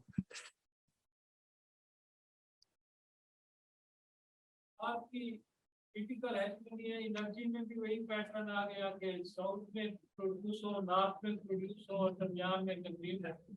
इसका तो मुझे नहीं पता, इसका मैंने पहले प्लान किया कि आप फिजिक्स से आप नहीं लड़ सकते मुझसे, तो लड़ सकते। जो कि आगे फयाज साहब को मौका देता हूँ। अच्छा जी, क्योंकि बाई चांस मेरा ताल्लुक भी थोड़ा एनटीडीसी से रहा है, तो थोड़ा मैं कुछ सवालों के जवाब, मेरे ख्याल में जब मैं पैनलिस्ट बनूंगा ना, तो ये सवाल का जवाब मैं तब दे दूंगा। अभी मेरे ख्याल में आपने वक्फा करना था, तो मैं जब पैनलिस्ट में, क्योंकि हमारे पास टाइम थोड़ा ज्यादा है, मेरे ख्याल में 1 घंटा है, so I will answer many of those questions जो आपने भी पूछे हैं, उनका खासकर मैं जवाब दे दूंगा। ठीक है जी, कि ये प्लानिंग वहां क्यों रिजाइड कर रही है, ठीक है, और ये जो हमारे इश्यूज हैं ये हुए क्यों, वो ना करने की वजह से हैं, तो उसकी मैं एक्सप्लेनेशन चला थोड़ी दे दूं। थैंक यू डॉक्टर साहब। 2 और क्वेश्चंस भी मैंने पाक कर लिए, ग्रीन हाइड्रोजन का और एक सॉल्यूशंस का। We'll address them in the panel.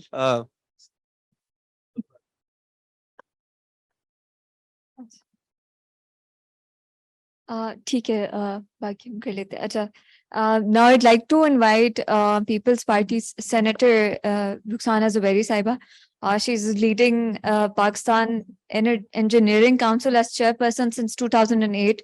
She's also the founder of Women in Energy and has championed initiatives like energy conservation, energy efficiency, and RE, specifically solar in South Asia. She's also a part of the President's Steering Committee on Alternative Energy. Would you please come on stage? And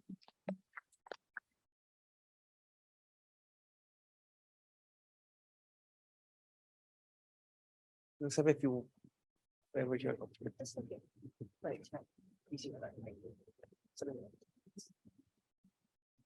Assalamu alaikum. It's my honor and pleasure to be here. बहुत अच्छा input आया है हर तरफ से, और ये हम सबको रातों को जगाने के लिए काफी है। और आप जिस तरह प्रेजेंटेशंस में बता रहे थे किस तरह हम मोमेंट टू मोमेंट हमारे डिसीजंस और कोई उसकी जो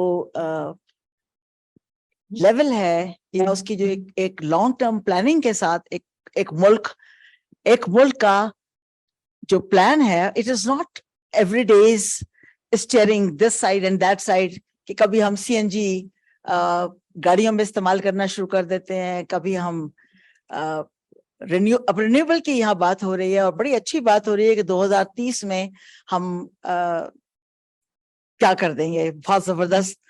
पर लेट मी रिमाइंड यू कि 2007 में प्राइम मिनिस्टर गिलानी ने एक छोटा अवेयरनेस प्रोजेक्ट को स्पॉन्सर किया, और उस प्रोजेक्ट में ये था कि लोगों को अवेयरनेस फॉर रिन्यूएबल एनर्जी, और तकरीबन 100 स्मॉल साइट्स के ऊपर रिन्यूएबल एनर्जी लगाई गई, जिसमें मसाजिद, चर्च, मंदिर, पंजा साहब, यूनिवर्सिटीज, ये सब थी। और मकसद ये था कि जो लोग वहां जाते हैं, they should see and they should realise कि renewable energy is a dependable source of energy. तो ये हुआ। उसके बाद जब हम पाकिस्तान इंजीनियरिंग काउंसिल की बिल्डिंग को एनर्जी एफिशिएंट बिल्डिंग बना रहे थे, can you hear clearly? Okay. जब हम पाकिस्तान इंजीनियरिंग काउंसिल की बिल्डिंग को एनर्जी एफिशिएंट बिल्डिंग बना रहे थे, उस वक्त हमें जायका ने कांटेक्ट किया और उन्होंने कहा कि ग्रीन एनर्जी प्रोजेक्ट उनका एक है जिसमें उन्होंने 54 मुल्कों को शॉर्टलिस्ट किया है, लेकिन उनके पास पैसे जो हैं वो कोई 20 मुल्कों से ज्यादा नहीं कर सकेंगे वो।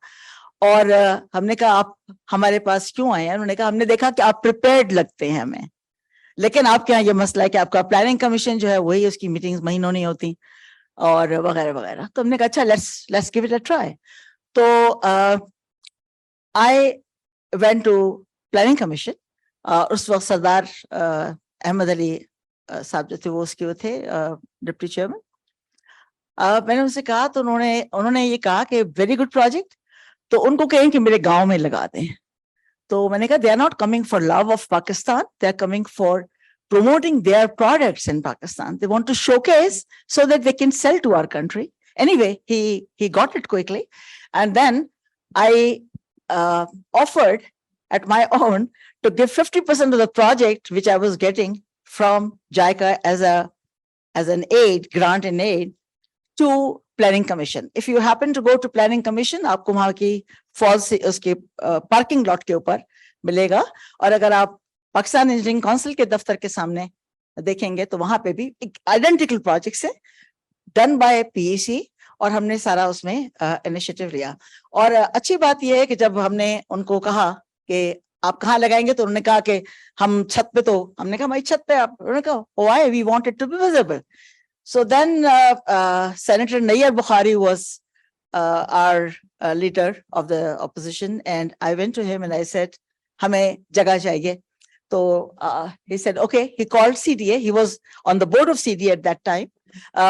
So immediately he called the members from there and he said, उस दिन जुमे का दिन था, उन्होंने कहा जी नमाज का वक्त। उन्होंने कहा कुछ भी नहीं, आप जाएं, आप मेरे ऑफिस आए, आप मोहतरमा के साथ जाएं, वहीं नमाज पढ़ें, वहीं खाना खाएं, जो करना है करें, लेकिन आज इस पे काम करना है। Anyway, we got it fast track.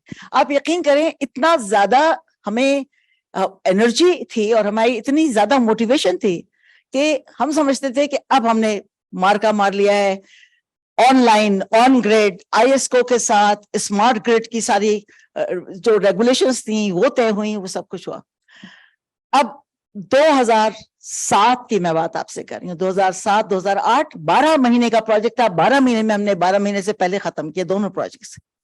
And we were so excited, पूरी पाकिस्तान इंजीनियरिंग काउंसिल के इंजीनियर्स, और आप जानते हैं कि वहां के जो बोर्ड है वो ज्यादातर लोग वॉलंटरी काम करते हैं, including the chair and all that, they are voluntary workers there, and they were so excited. और हम समझ रहे थे कि हमने बस अब पाकिस्तान में हर जगह हमें सोलर नजर आएगा, और you know we were very happy about it. इसी दौरान में Pakistan institute of parliamentary studies बन रहा था, and I happen to be on its steering committee. वहां पे भी मेरा यही था कि जनाब अब सोलर जरूरी चाहिए और हर कमरे में लाइट चाहिए, sunlight should come in every room, and we are very very excited, very excited. और अब रिजल्ट में देखती हूँ तो मुझसे ज्यादा डिमोटिवेटेड शख्स कोई नहीं, इसलिए कि जर्मनी जैसे मुल्क में जहां उनकी इंटेंसिटी आपको पता है क्या है, वहां पे even chancellors of it, Angela Merkel के ऑफिस में हम गए थे from Defense Committee that was totally on solar. और हम 300, 400, 500 times every year मुल्कों ने gain किया और हम वहीं खड़े हैं. लेकिन अभी भी तकरीबन if somebody correct me, NEPRA की वेबसाइट पे जो था कोई 500 मेगावाट के उन्होंने, प्लीज करेक्ट मी, ये तकरीबन $3 बिलियन की कॉस्ट आती है जितने उन्होंने अब तक लाइसेंसेस दिए हैं लोगों को, और वो लाइसेंसेस का 90% आर वर्किंग और वो इंडिविजुअल्स ने पैसे लगाए. The objective was government should be a facilitator, government should not be the implementer and the projects and सारे के सारा. अभी आपने देखा अभी सोलर का एक बहुत बड़ा टेंडर आया था. Not a single quote came on that tender. Why we want public money to go where public is interested to put in their own money? एक रुपया नहीं खर्च हुआ था ये जो ऑनलाइन ऑन ग्रिड जो लोगों ने पर्सनली लगाए, एक रुपया गवर्नमेंट ऑफ पाकिस्तान का नहीं खर्च हुआ. Why we are interested in putting the public money not in health, not in education, not in other critical things? Why we want to put where money is available? So अभी प्रेडो की मिसाल सामने आई तो very interesting, सारी presentation बहुत informative थी. When I was in Pakistan Engineering Council, one gentleman walked in and I knew him. He was Minister for Special Initiatives. And he shared with me, he's very happy with Prime Minister Gilani because उन्होंने उनके project दिया है उनके गांव में और बड़ी वहां पे लोगों को बिजली भी मिल गई है और गैस भी मिल गई है and they are very very happy. तो being an engineer you always talk on some basis. Says, sir, would you like to share with me कितने लोगों का फायदा हुआ? तो उन्होंने बताया इतने लोगों का फायदा हुआ. तो कैलकुलेटर पड़ा था, मैंने कहा कितने पैसे दिए, तो मैंने उससे डिवाइड किया. मैंने कहा जनाब इतने पैसों में आप इस्लामाबाद में हर बंदे को घर बना के दे सकते थे. So what do you mean? I said, this is it. This is the total money you spend. And this is the total output you gave. So many beneficiaries. Why? Okay, what do you say? What is the alternative with me? अभी ये bio की बात हुई. What is the alternative? भाई उनको उनके पास पैसा नहीं है, खाने के लिए नहीं है, उनके पास रोजगार नहीं है. Give them cattle दे दो, वो उससे खाएंगे भी, इलाके में भी दूध, ये दही, मक्खन, घी, उनकी फैमिली भी बेहतर होंगी और फिर आपको बायो मिलेगा. और बायोगैस और रिन्यूएबल एनर्जी वालों ने काफी इस पे काम किया था पर वो पायलट पे ही रहा हर वक्त. तो I mean we are very sorry, we are a nuclear nation and we पता नहीं हम क्या क्या कर रहे हैं, कहाँ जाना चाहते हैं. 2000 के शुरू में, उससे भी पहले जब हम इंटरनेशनली हम जाते थे तो Pakistan was taken equal to India.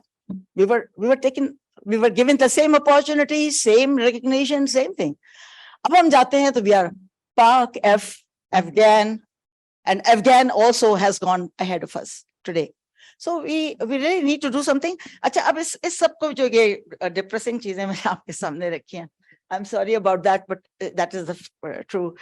लेकिन एक अच्छी बात ये हुई है कि इस सब का अगर आप रीजन देखें, रीजन क्या है? रीजन ये है कि आपकी आंख में तकलीफ है और आपको सीरियस प्रॉब्लम है and your own brother or your sister or your son is a cardiologist. You don't go to that cardiologist. You go to the eye surgeon or eye specialist for that. हमारे यहाँ क्या हो रहा है? Planning committee जो है, planning and reforms, हमारे जो प्लानिंग एंड रिफॉर्म्स की मिनिस्ट्री है, उसमें I did ask how many engineers you have. आप इतने बड़े प्रोजेक्ट्स अरबों रुपए के कर रहे हैं, कितने इंजीनियर्स हैं आपके पास? 16, 17, अभी 17 is the minimum entry level. मतलब भाई बहुत ही नीचे ले गए इंजीनियर्स को, नहीं है. अब आप सुपरमैन कब तक रखेंगे? कब तक एक होगा जो आज उसको एक सेक्रेटरी को एक जगह भेज देते हैं, फिर 15 दिन बाद वो कहीं और चला जाता है. 15 is not a Superman. You identify, अच्छा ये ग्रुप है, ये इंजीनियरिंग मिनिस्ट्रीज में जाएगा, ये ग्रुप है जो सर्विस और दूसरे. सो अब इन सब चीजों को देखते हुए जो करंट पाकिस्तान इंजीनियरिंग काउंसिल के चेयरमैन है नजीब हारून, he took this initiative to form a engineers Parliamentarians Caucus. Now, this is going to help the parliamentarians to focus on, and अभी जो उसका first action हो रहा है वो है कि 3rd of August को, sorry, 2nd of August को we are having engineers convention, जिसमें ये energy 5-6 जो main हमारी हैं areas उन पे हम बात करेंगे. तो I would invite, बहुत आप लोगों ने मेहनत की है, बहुत survey analysis, excellent job, shabash to all who have put in their work. So kindly help, kindly let's join hand together, let's come up with solutions. These are the problems we have discussed. We need, for instance, renewable energy policy, आप देखें 2005 के बाद की सारी policies रख के देख लें. I have done this exercise. Nothing changed except एक आध renewable का उन्होंने add किया इसमें. और जब हम पूछते थे उनसे प्लानिंग वालों से, तो वो ये कहते थे कि जी आप प्राइम मिनिस्टर के पास गया हुआ है अप्रूवल के लिए, आप सीसीआई के पास गया. जब आया रिपोर्ट तो हमने कहा भाई ये एक सफा था इसमें जो आपने ऐड किया है, उस एक सफे को अटेंडम के तौर पे आप इवन ईमेल पे देते, आपको अप्रूवल आ जाता. Why you had to wait for, what for, and why are we wasting, why are we taking all these cabinets and the ministers and prime ministers for a ride? Why are we doing it? So anyway, my submission to you would be, please, mashallah, you are all contributing for a better Pakistan, and Pakistan है तो हम सब है. और ये जो एक billion dollar के लिए हम जाते जा रहे हैं, और ये जिस तरह हम वेस्ट कर रहे हैं पैसा, हम तो बिल्कुल ऐसे ही हो गया ना हम तो. एंड हमारे अल्ले चले अभी भी वैसे ही चल रहे हैं. We haven't changed, we have not learned our lesson. So anyway, I would say, thank you very much for the good work you're doing, and please join hands. Thank you.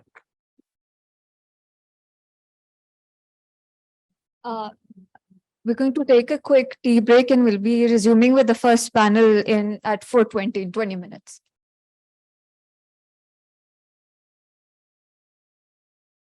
So much, everyone. So first of all, I have a very loaded and very amazing panel with me that we will be, and we are discussing a very pertinent issue. वो ये है कि solutions, जिस तरह doctor साहबा कह रही थी कि अब एक चीज quite evident है from all the studies that we've seen, कि अगर हमने generation की basket price को नीचे लाना है तो renewable energy की integration करनी है. Yet there are a plethora of challenges जो कि कुछ were addressed by Elizen. But how do we move forward from this, right? How do we work the solution space, knowing the crisis that we are dealing with right now? So I'll try and focus on this while doing this panel. थोड़ा सा again international perspective देखें तो इस time जो narrative है for the 1.5 degree Celsius goal that has been set globally, उसमें इस time बात हो रही है even COP28 की presidency की statement में about how renewables need to be tripled by 2030. So we are talking now in absolute terms instead of, percentages. And Pakistan in itself has a very ambitious target of 30% VRE by 2030. Again, some of the studies that we saw reflected on how that would play out, but we also saw some challenges that were quite often highlighted ke ye masail hain that need to be catered. So I'll start with Elizen. And I guess my first question, again, I hope the panel needs an introduction. We are short of time, but briefly, I'll still introduce all the panelists. So we have Umar Harun Malik Saab from CPPA. We have Salman Saab from Renewable Resources.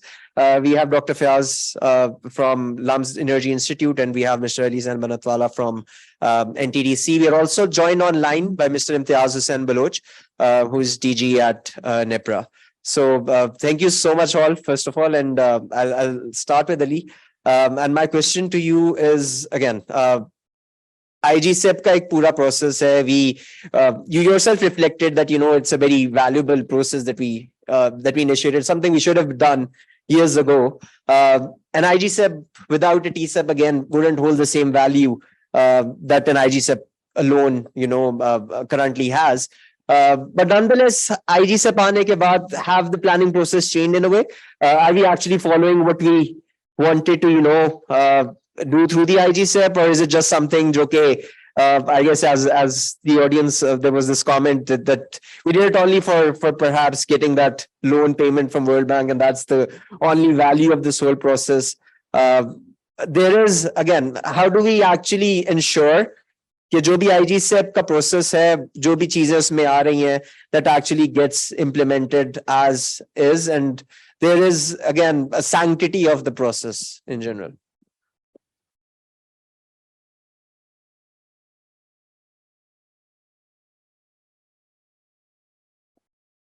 I'll use this one. Acha ji, couple of a lot of things packed into that, so I'll try to be brief. IGSEP, as you know, is $50 billion worth of investments. TSEP, which is of course needed to balance the IGSEP, is a fraction of that. So it's about $2 or $3 billion right now over the next 3 years. Agar agle 10 saal mein dekhe, that probably would be something like 10 billion. But again, how did we get here? You have to look at it a little historically, and I'm sure Dr. Fayaz can add to this.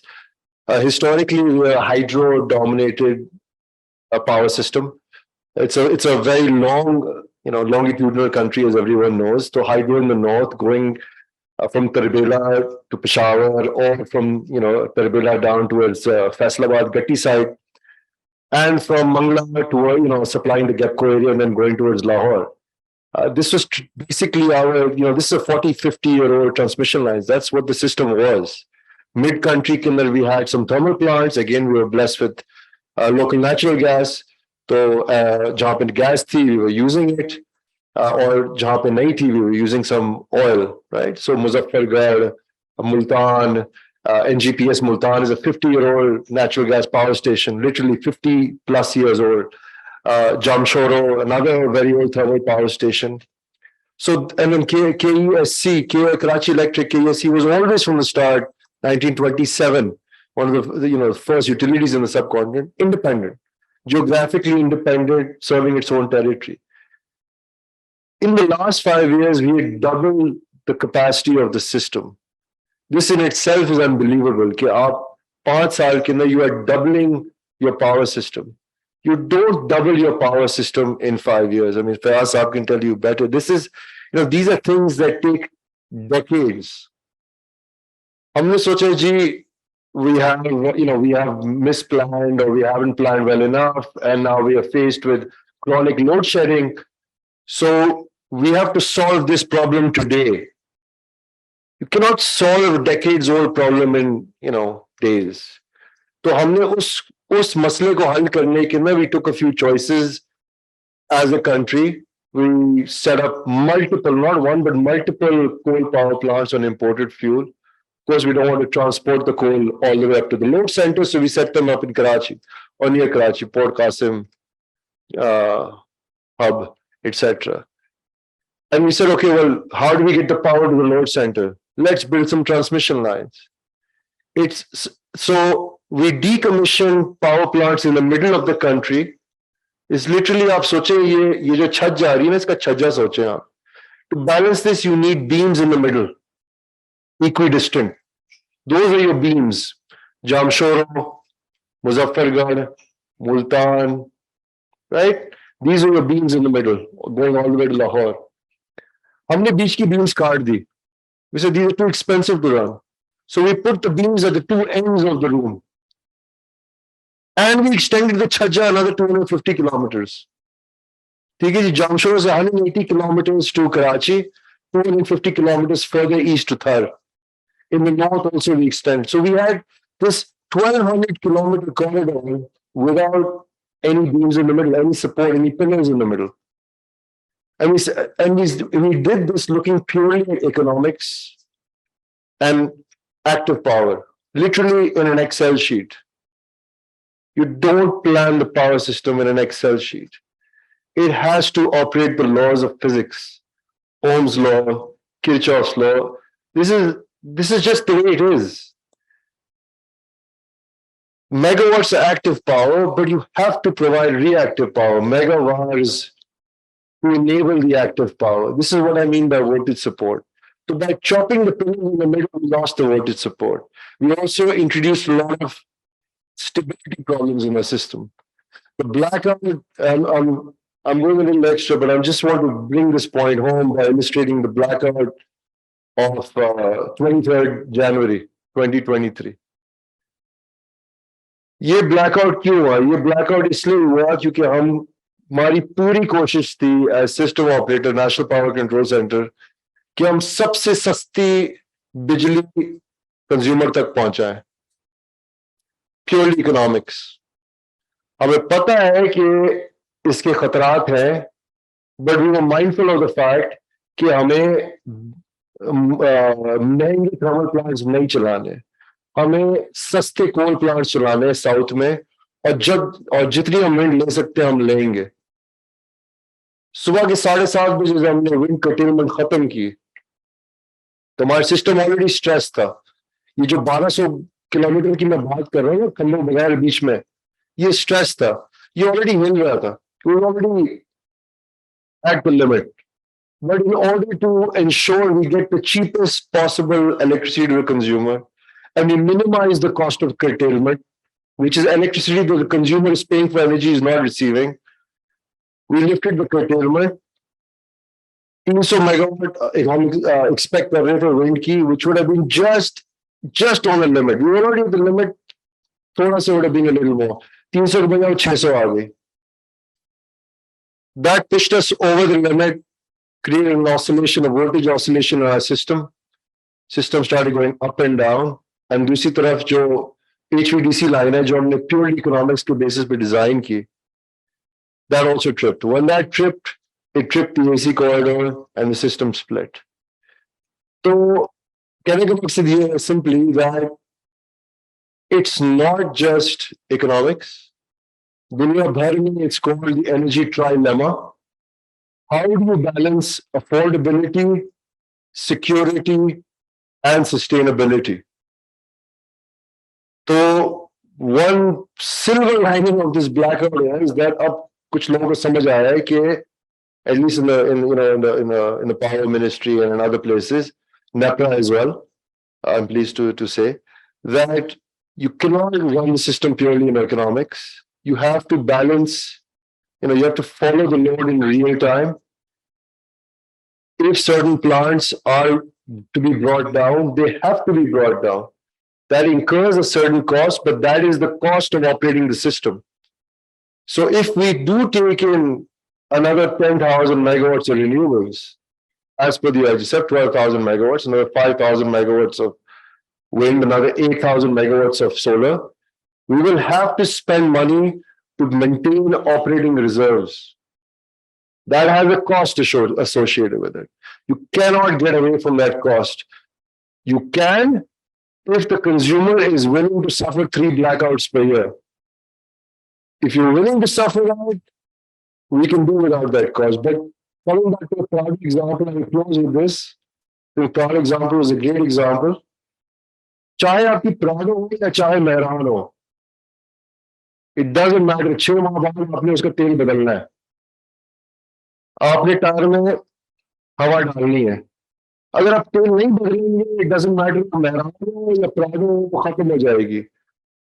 ठीक है, अगर आप motor पे चलाएंगे आपके tyre में हवा नहीं है तो नुकसान नहीं होगा आपके लिए. So that tail or that air in the tire is the operating reserve and other system services and ancillary services जिसे उनको कहते हैं, without which you cannot operate the system. The cost of ancillary services today is not, we're not doing it, but we are increasing it. It has a cost associated with it. And the more renewables you bring into the system, that cost will increase. Thank you. Thank you so much. On the energy trilemma thing, I'd like to shift the focus to Mr. Imtiaz Baloch. In Pakistan, again, recently 600 megawatts ka humne एक auction project, again 3.4 US cents का हमारा benchmark tariff था. We didn't get any bids. At the same time, globally, even India में देखें तो 3.2, 2.8 के कुछ tariffs approve हो रहे हैं.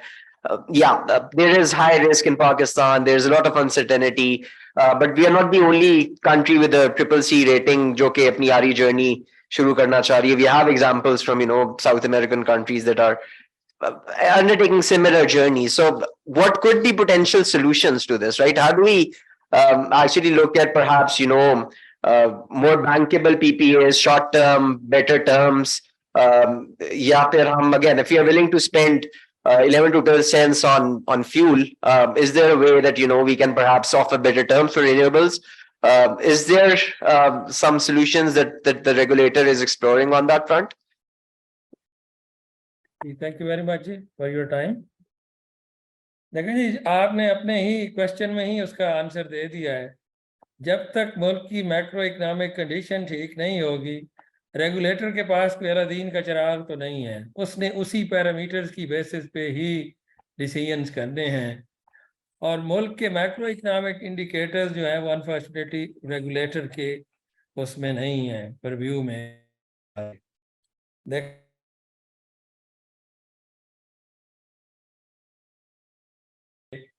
हम अगर रिटर्न बढ़ा दें तो वो भी एक क्रिटिसिज्म है कि जी इतनी मैच्योर मार्केट हो गई है, 15 साल से आप आरी लगा रहे हैं, अब भी आप वही 15 से 17% का रिटर्न दे रहे हैं.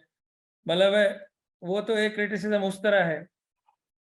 बाकी ये एक फैक्ट है कि जब तक हमारी पॉलिसीज में कंसिस्टेंसी नहीं होगी, मैक्रो इकोनॉमिक इंडिकेटर स्टेबल नहीं होंगे, पॉलिटिकल कंडीशन हमारी बेहतर नहीं होगी और उसके साथ इकोनॉमिक कंडीशन, तो मेरे ख्याल में ये कंपेटिटिव और इस तरह का ये जो एक ड्रीम ही रहेगा, अनफॉर्चुनेटली ये मटीरियलाइज इस तरह नहीं होगा. तो मैं तो यही समझता हूँ कि ये जो है मुल्क की ओवरऑल जब तक सिचुएशन बेहतर नहीं होती तो इट्स डिफिकल्ट टू प्रिडिक्ट. और इसके लिए देखें उसके पास क्या है, रेगुलेटर के पास रिटर्न है, बाकी पॉलिसी की इम्प्लीमेंटेशन तो एईडीबी और पीपीआईबी के पास है. हम अगर उसका रिटर्न बढ़ाते हैं तो फिर वही मसला है कि जी ये तो विंडफॉल प्रोजेक्ट प्रॉफिट्स हो रहे हैं और जी ये रेगुलेटर जो है बिल्कुल भी उस तरह नहीं कर पा रहा. अनफॉर्चुनेटली जो सबसे बड़ा हमारा मसला है, हम कंपैरिजन तो करते हैं इंडिया के साथ कंपैरिजन करना तो आसान है, लेकिन जिस तरह की वो मार्केट है, जिस तरह की वो स्टेबिलिटी है और जिस तरह की इंडिजिनाइजेशन उस कंट्री में है, या तो आप उस लेवल तक पहुंचें, फिर तो आप कंपैरिजन करते हुए हम अच्छे लगते हैं. अदरवाइज हमारे मुल्क की अपनी डायनेमिक्स हैं, अपनी हमारी ऑन ग्राउंड सिचुएशन है, तो मेरे ख्याल में हमें उस तरह शायद कंपैरिजन मुनासिब नहीं होगा. जब मुल्क में जो है इसका आपका इंटरबैंक का रेट ही आप देखें 25% के करीब हो, तो फिर जाहिर है किसी भी प्रोजेक्ट्स की इकोनॉमिक्स कहाँ फिट बैठती है. तो मैं तो समझता हूँ कि ये मेरा अपना व्यू है, ये एक अपना प्रोफेशनल व्यू है. मैं तो समझता हूँ कि इस प्रोजेक्ट की जो थी, हमने जब ये इसको स्टार्ट किया है वो भी शायद टाइमिंग भी सही नहीं थी. और फिर वही बात है कि आज तक हमने 100 मेगावाट से ऊपर तो कुछ किया ही नहीं है आईपीपी विंड या सोलर का. तो उसको एकदम 600 पे लेके जाना ठीक है, शायद इकोनॉमी ऑफ स्केल एक कंसिडरेशन हो, लेकिन बहरहाल जो इन्वेस्टर है वो उसको 25 साल के पर्सपेक्टिव में देख रहा होता है. और सारी चीज़ें ये हम अज्यूम करें कि उसको ये चीज़ों का पता नहीं है, उसके साथ जो कंसल्टेंट्स हैं, जो बैंकर्स हैं, वो सारी चीज़ें उनके पास हर चीज़ का बायोडाटा और डेटाबेस अवेलेबल होता है. तो ये 100 मेगावाट मैक्सिमम अगर साइज और हम 600 तो वो भी इसको एक रिस्क के तौर पर देख रहा है. फिर हमारी पेमेंट की कैपेबिलिटी भी एक सीरियस इशू है. आज 2.3 ट्रिलियन का हमारा सर्कुलर डेट है. तो ये सारी चीज़ें देखते हुए राइट नाउ तो हमारी पोजीशन कोई बहुत ज़्यादा बेहतर नहीं है, और इवन रेगुलेटर के पास भी कोई बहुत ज़्यादा मार्जिन नहीं है उसको ठीक करने का. Thank you, Mutasa, but again, it's a very grim outlook, right? हम अगर solution space की तरफ जाना चाहें, मैं rather कि मैं सलमान साहब की तरफ ये question direct करूं. Investor again, जो existing plants है वो कहते हैं हमें curtailment है, payments नहीं मिल रही हैं. अभी regulator का perspective है कि windfall profits आ रहे हैं. Is it not sufficient? Is the market not good enough for investors? या जो already investors हैं जिन्होंने IPPs model के through अच्छा खासा, are they so used to earning so much that now, in a competitive setup, this is not right for them. What's the perspective over there? What's the opinion over there? जी बिस्मिल्लाहिर्रहमानिर्रहीम। अच्छा, मेरा ख्याल है कि मैंने जितना कुछ सोचा था एक्सप्लेन करने के लिए वो घूम घुमा के सारी बातें हो गई हैं मेरा ख्याल है। अच्छा, अभी अगर हम देखें ना तो बेसिकली हिस्ट्री होती है ना, जो हिस्ट्री हम हर एक को अपनी हिस्ट्री से, अपने पास से सीखना चाहिए। अच्छा, जो लोग पास से नहीं सीखते, आप दोबारा गलतियां करते हैं, ठीक है। अच्छा, सीखने सिखाने को हम कहते हैं लर्निंग कर्व है, ठीक है जी। अच्छा, लर्निंग कर्व के अंदर ना अभी प्योर स्पेसिफिक आरी की बात हो रही है, तो आरी की हिस्ट्री जो है बहुत लंबी चौड़ी नहीं है पाकिस्तान के अंदर, ठीक है। हमने पहला प्लांट, शायद आरी को मैं स्पेसिफिक विंड और सोलर पे और स्पेसिफिक हो जाता हूँ, ठीक है, जिसकी हम बात कर रहे हैं, ठीक है। हमने 2011 के अंदर पहला विंड पावर प्लांट लगाया, ठीक है। उस वक्त आई रिमेम्बर कि हम लोग जब उसकी ईपीएस को डिस्कस कर रहे थे तो it was very hard to negotiate the EPS consultant side से, बिकॉज वो जो एक अमार ने बात की थी कि वहां पे लोग विंड को थर्मल के पॉइंट ऑफ व्यू से सोच रहे थे, ठीक हो गया। अच्छा, वो एक लर्निंग का हमने सीख लिया। फिर इसके बाद 2014-15 के कुछ 4-5 प्रोजेक्ट इकट्ठे आए। उस वक्त हमने जब प्रोजेक्ट को डिस्कस करना शुरू किया तो उस वक्त कुछ इवैक्यूएशन के इश्यूज हो गए, पता लगा कि ग्रिड के इश्यूज भी हैं, ठीक है। अब मैं लर्निंग का बता रहा हूँ कैसे चल रहा है। फिर 2016 के कुछ 10 LOIs आए। आइडली स्पीकिंग उन प्रोजेक्ट्स को 2 से 3 साल के अंदर डेवलप होके लग जाना चाहिए था। प्रैक्टिकली उनकी COD 2022 में हुई है। वो कौन सा मुल्क है जहां पे प्रोजेक्ट डेवलपमेंट जो है वो 7-7, 8-8 साल लगेगी, ठीक है। तो यहां से लर्न किया कि अगर इन्वेस्टर्स को खींचना है तो उसके लिए आपके स्मार्ट और बड़े precise calculated project development cycles होने चाहिए, ठीक है। अब मैंने किसको टच किया? अगर आप देखें, मैंने टच किया EPA को, that is part of policies, contractual structures, वो मेच्योर्ड होने चाहिए, ठीक है। सेकंड पार्ट मैंने टच किया, ये मैं लर्निंग का, जो मेरी अपनी लर्निंग है, रहता मैं भी एक विंड के साथ एक मेच्योर हूं, हम पूरी एज ए इंडस्ट्री, ये सारे लोग बैठे इंडस्ट्री है, मेरा ख्याल है हमने एज ए इंडस्ट्री ग्रो की है। फिर हमें समझ आई कि कर्टेलमेंट स्टार्ट हो गई प्रोजेक्ट्स के अंदर, तो दैट मीन्स हमारी इंटीग्रेटेड प्लानिंग होनी चाहिए, स्ट्रॉन्ग ग्रिड नेटवर्क होना चाहिए। अदरवाइज हम अकेला आरी जो है ना वो अकेला नहीं दौड़ सकता। इट्स जस्ट लाइक ना, मैंने अगर दौड़ लगानी है पूरी तेज तो मेरे सारे जॉइंट्स मजबूत होने चाहिए। तो सिमिलरली अगर आपने आरी को चलाना है तो सारे एलिमेंट्स, पॉलिसी, आपकी टैरिफ रिजीम, आपके प्रोजेक्ट डेवलपमेंट साइकिल्स, ये बिल्कुल perfectly as per international standards होने चाहिए, जो अच्छी प्रैक्टिसेस हैं, ठीक है जी। तो अब मैं इसमें इसको यही कंक्लूड करना चाहूंगा कि देखें, इस वक्त ये जितने भी हम इश्यूज की बात कर रहे हैं ना, मुझे एक बड़ी अच्छी बात लगी वो जो अली साहब ने बोली। देखें, मार्केट को ना ओपन कर दें, ठीक हो गया। आप मार्केट को ओपन करें, नंबर 1। नंबर 2 इज कि आपकी जो अभी ट्रीटमेंट एग्जिस्टिंग प्रोजेक्ट्स के साथ हो रही है ना, उसको बेहतर करें जैसे भी करनी है। क्योंकि कोई भी इन्वेस्टर मुल्क में आएगा, वो सबसे पहले देखेगा कि भाई यहां पे जो एग्जिस्टिंग स्टेक होल्डर्स हैं उनके साथ क्या हो रहा है, ठीक है।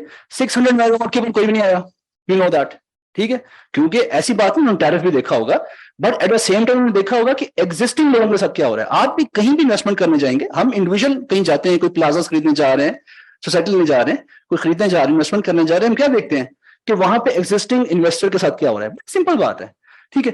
तो आप एग्जिस्टिंग जो प्रोजेक्ट्स लगे हुए उनकी पेमेंट कुछ ना करें, टाइमली कर दें, या अगर सर्टेन डिले हो, उन्हें पता हो कि इतने अरसे के बाद मेरी पेमेंट्स आ रही हैं, पेमेंट की इश्यूज नहीं होने चाहिए। तो क्या होगा, एक कॉन्फिडेंस बढ़ेगा।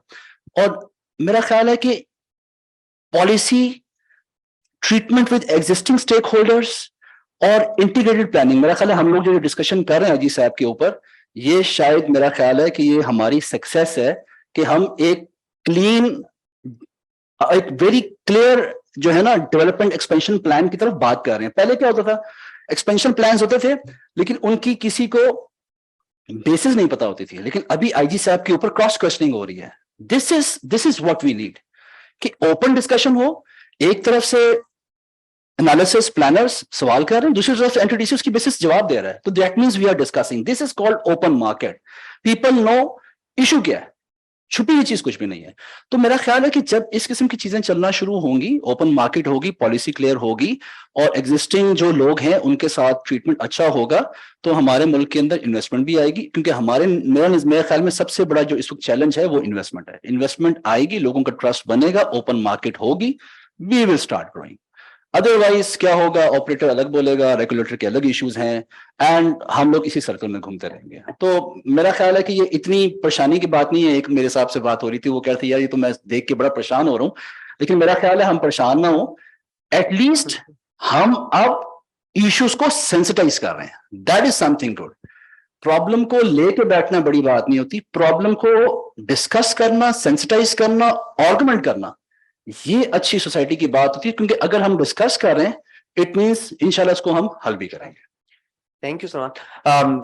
Umar sab, moving on, I think competitiveness की बात हो रही है, open markets की बात हो रही है. It's been CTBCM is the stepping stone जो हम envision कर रहे हैं कि towards an open market. फिर एक और ये भी perspective है कि last time जब हमने unregulated RE की market को चलने दिया, तो we saw lots of LOIs come in. It was ready for takeoff, but then again we saw कि this will create more problems and chaos, so we put an end to the whole system. So where do we, again, these are two very conflicting perspectives के competitiveness को वापस ले आए, open market कर दें, yet when it started to take off हमने उनके काफी हद तक wings काट दिए because we wanted to regulate it further. So where does the CTBCM play into this all, and what's the optimal balance between, you know, regulation and then open market for a system like Pakistan?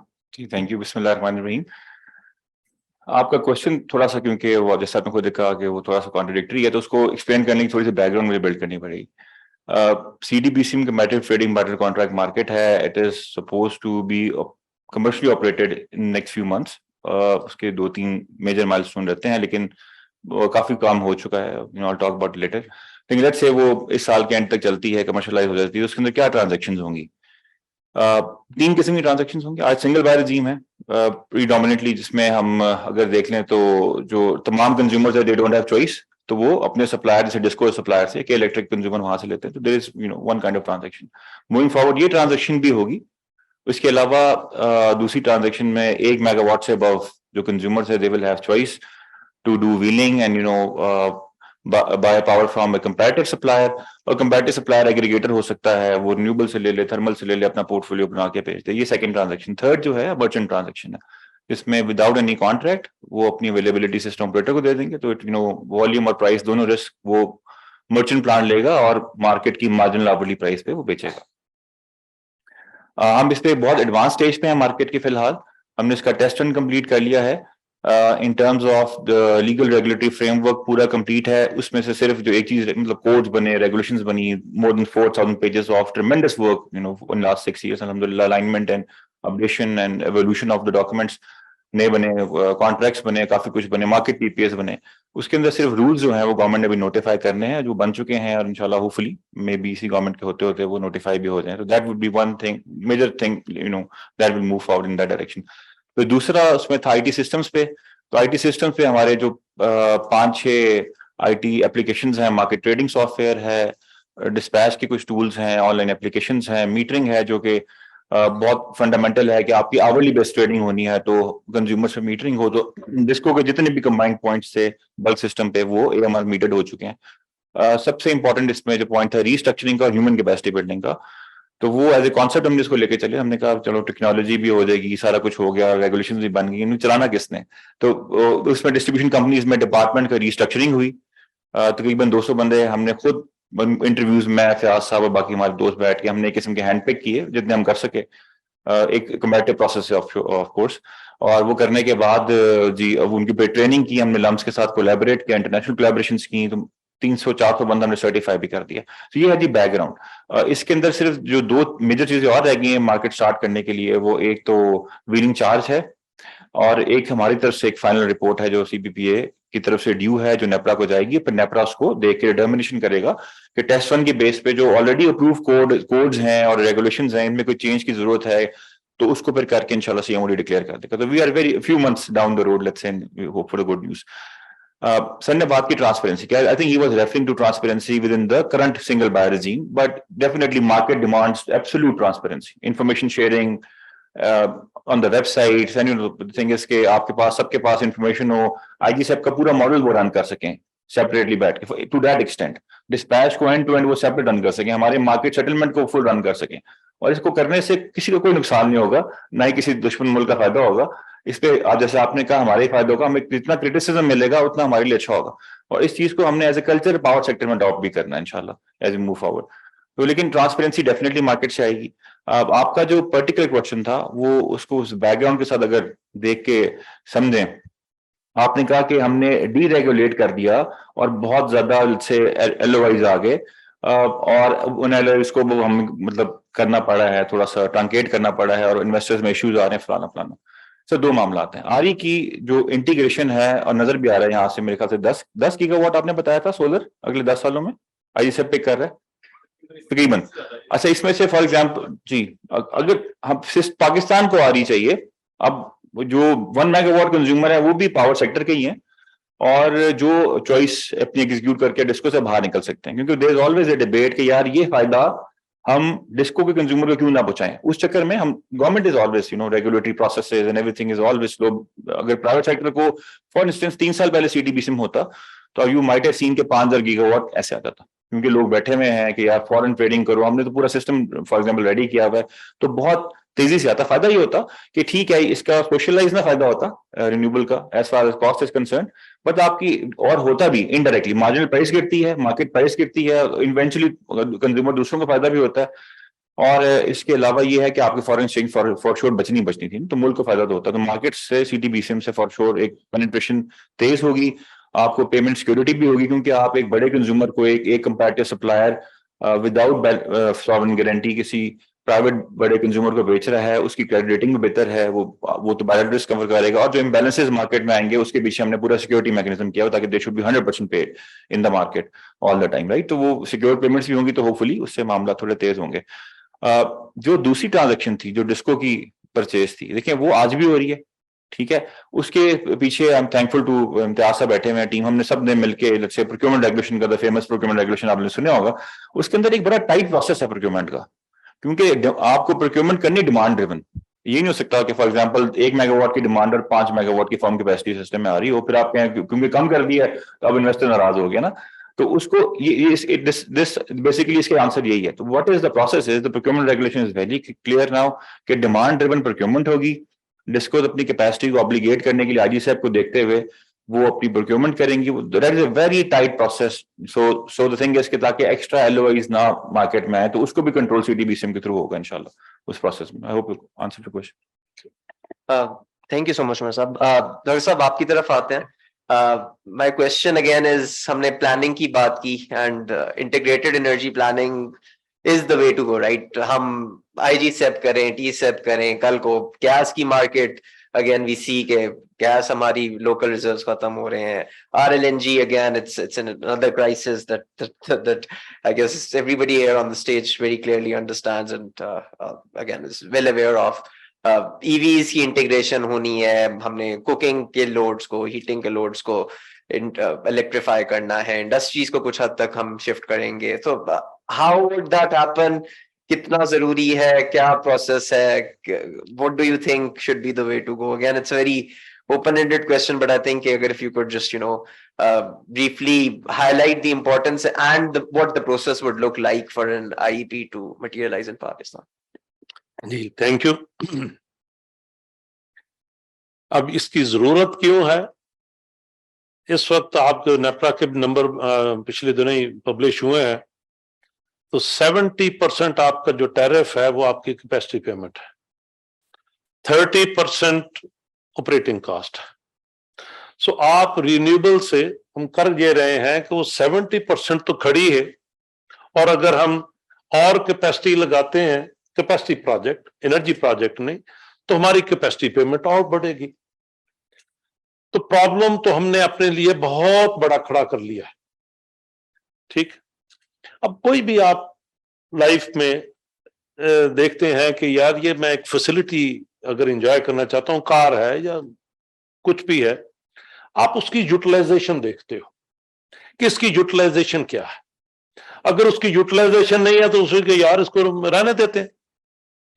अब हमारे यहाँ यही हुआ है कि वो जो हमने कैपेसिटी का जो चैलेंज खड़ा किया उसको मैं हल की तरफ आता हूं कि क्यों इसकी जरूरत है। तो जब ये हमने ये कैपेसिटी का कैसे खड़ा हो गया ये, क्योंकि कोई प्रोसेस था नहीं। हो क्या रहा था, प्रोक्योरमेंट हमारे पीपीआईबी हो गई, मतलब ठीक है हमने थोड़ा बहुत तो शायद ड्यू डिलिजेंस हल्की मोटी करते हैं, लेकिन हो ये रहा है BC5 के केस में जैसे भी बात हुई, सो प्रोक्योरमेंट इज प्रीसीडिंग प्लानिंग। अब ये हम ले ली है हुण नूं इहदा कोई हल कड्डो। So that is what is happening in the country. तो इसको ये IGSEP जो इसकी टर्मिनोलॉजी का आपको थोड़ा तब्दील करना नए ग्रिड कोड के मुताबिक, ये this is one element in the integrated system planning में। सो इंटीग्रेटेड सिस्टम, ये टर्मिनोलॉजी थोड़ी हम जरा बहुत लूजली इस्तेमाल कर जाते हैं, तो मैं थोड़ा सा उसको ब्रीफ कर दूं। अब ये कोई आज हमें पता चला कि हमें आज पता सो इंटीग्रेटेड सिस्टम प्लानिंग जब वापडा के जमाने में पहले भी इशू हुआ, लेकिन जिसका मैं पार्ट था, 94 अप्रैल में 2.5 साल की मेहनत करके वो हमने नेशनल पावर प्लान बनाया। अब वो एक इंटीग्रेटेड सिस्टम प्लान था, वो बल्कि मैं उसको इंटीग्रेटेड रिसोर्स प्लान कहता हूं, क्योंकि उसमें हमने फ्यूल का पार्ट भी साथ रखा। इंटीग्रेटेड सिस्टम प्लान में क्या पार्ट है, आपकी डिमांड फोरकास्ट है, उसके मुताबिक आपने जनरेशन प्लान करनी है, ट्रांसमिशन प्लान करनी है। जो अक्सर हम भूल जाते हैं, जिस वजह से ये जो अभी सिस्टम ऑपरेशन के चैलेंजेस हैं कि साइटिंग, वो हमने IGSEP से निकाल तो लिया कि ये least cost sort of operating के एतबार से है, लेकिन ये लगना कहां है, उसको ऑप्टिमाइज करना है ट्रांसमिशन में, वो होता नहीं। पता ये चले कि ये जो मैं लग से मैं अभी चागी में जाके लगा देता हूं, या झिंपीर में मैं कुछ जनरेशन मेरी 7,000 3,000 विंड आ जाती है, तो उसको मैं कहीं, वो तो उस एरिया से सरप्लस है भी, जैसे अली साहब ने एक्सप्लेन करने की कोशिश की। तो टोटलिटी में देखना है कि मेरा सोर्स कहां है, सिंक कहां है, तब जाके इंटीग्रेटेड उसकी कास्ट बनेगी, तब जाके वो टैरिफ में आएगी कि ये मुझे पड़ेगा कितने का। और फिर फ्यूल की कंस्ट्रेंट्स, उसमें इंटीग्रेटेड रिसोर्स प्लानिंग, हमारे जो आइंदा जो अगर आप सोल्यूशन के एतबार से जाएं, जब तक हमने इंटीग्रेटेड रिसोर्स प्लानिंग की एक्टिविटी और उसका प्रॉपर फ्रेमवर्क वो हमने कुछ बनाया हुआ है, उसको इंप्लीमेंट करना है। उस जब तक वो इंप्लीमेंट नहीं होगा, आपके कोई चैलेंज खत्म होने वाला नहीं है। ये पीस मील का काम, कभी कोई मुझे C5 दे देगा, कभी मुझे को 10,000 विंड दे देगा, कुछ मुझे कुछ अभी होने में संभालो, ठीक है। So that is not the way countries are run, that is not the power sector should be run. और यही हमें अभी दूसरी बात, फिर आपने ये देखना, मैं अगर आप मेरा बच्चा हो, मैं देखता हूं कि यार मैं इसको ये खिलौना मांग रहा है, तो मैं उसको कोई नोकीला ऐसा खिलौना क्यों दूंगा कि यार ये चोट लगा लेगा आपने। तो मैं इसको पावर सिस्टम में कैसे देखता हूं, तो हमने पिछले जो 30-40 साल से as an engineering community we failed this country really. वो कैसे कि मेरी आंखों के सामने कि मेरी जो एनर्जी डिमांड है वो मैं ऐसा खिलौना है जो कि नुकीला था, गलत था, मैं उसको खिलौने देता गया जो मांगता गया। मैंने अपनी पीक डिमांड वो कर ली 30,000, जिसको यूटिलाइजेशन अभी हम नंबर निकाल रहे थे लेस देन 26%। आप मुझे ये बताएं कि आप एक बस ले लें, वो सिर्फ ईद और शबरात के दिन तो वो फुल सवारी उठाए लाहौर इस्लामाबाद की, बाकी सारे दिन वो 10 सवारियां हो, तो how can you recover that caste. तो हमने अपने लिए ऐसे चैलेंज खड़े। तो अभी हम जो आरई की इंटीग्रेशन के हवाले से अगर मैं बात करूं, तो जो 30% जो ऑपरेटिंग कास्ट है ना, उसी को ऑप्टिमाइज करने की कोशिश कर रहा हूं। तो ऐसे ही है जैसे ऊंट से मैंने थोड़ा छाननी थोड़ी उतार लूंगा तो उसका क्या वजन हल्का हो जाएगा। तो हमें बहुत ध्यान से फूंक फूंक कर कदम रखना होगा, इतनी गलतियां कर चुके।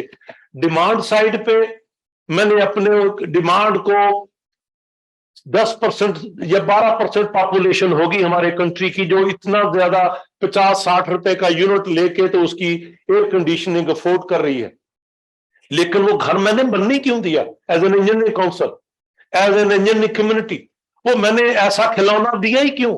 मैंने रोशनदान खत्म किए, मैंने बरामदे खत्म किए, मैंने अपना हर एक बिल्डिंग का एनवेलप खत्म करके और अपनी पीकिंग को बढ़ा दिया, और उसको मैं देख रहा हूं कि अब कैपेसिटी ठोके जाऊं। ठीक है, अब जब मुझे चैलेंज आ जाए कि जब मैं इसको पे नहीं कर सकता, मेरी डिमांड आपने पूछ लिए सिस्टम ऑपरेटर से, 24,564 नंबर दिखाया उमर ने अपनी प्रेजेंटेशन में, वो हमने 21 में सप्लाई किया। अब डिमांड बढ़ती जा रही है, पैसे नहीं है, मैं वो जो मेरी डिमांड है मैं वो भी सप्लाई नहीं कर पा रहा। What to talk about something else. तो हमें बड़े ही सोच विचार के साथ जो जो आपने माशाल्लाह रिन्यूएबल फर्स्ट और प्राइड ने मिलकर जो स्टडी की है, जो हम काम कर रहे हैं कुछ इंडिपेंडेंटली एट लम्स, और जो हमारी डोनर एजेंसी जैसे टारा पार्टनर्स के तौर पे जो हम लोग काम कर रहे हैं, तो इसको सिनर्जाइज करना है। हमें पूरी एक दूसरे को बात समझानी है और फिर अपनी गवर्नमेंट के साथ उनको भी एजुकेट करना। अब आप कहें कि सिरा कहां से पकड़े? मेरे हिसाब से जो इसको फिक्स कह लें कि वो जो डिमांड, जिस वजह से मैं इतना सिस्टम बना रहा हूं, अब कर रहे हैं जी प्रोक्योरमेंट रेगुलेशन ठीक कर लूं, मैं अपनी मार्केट ओपन कर लूं, इसका मतलब वो डिमांड की मुझे प्रोफाइल ठीक करनी है।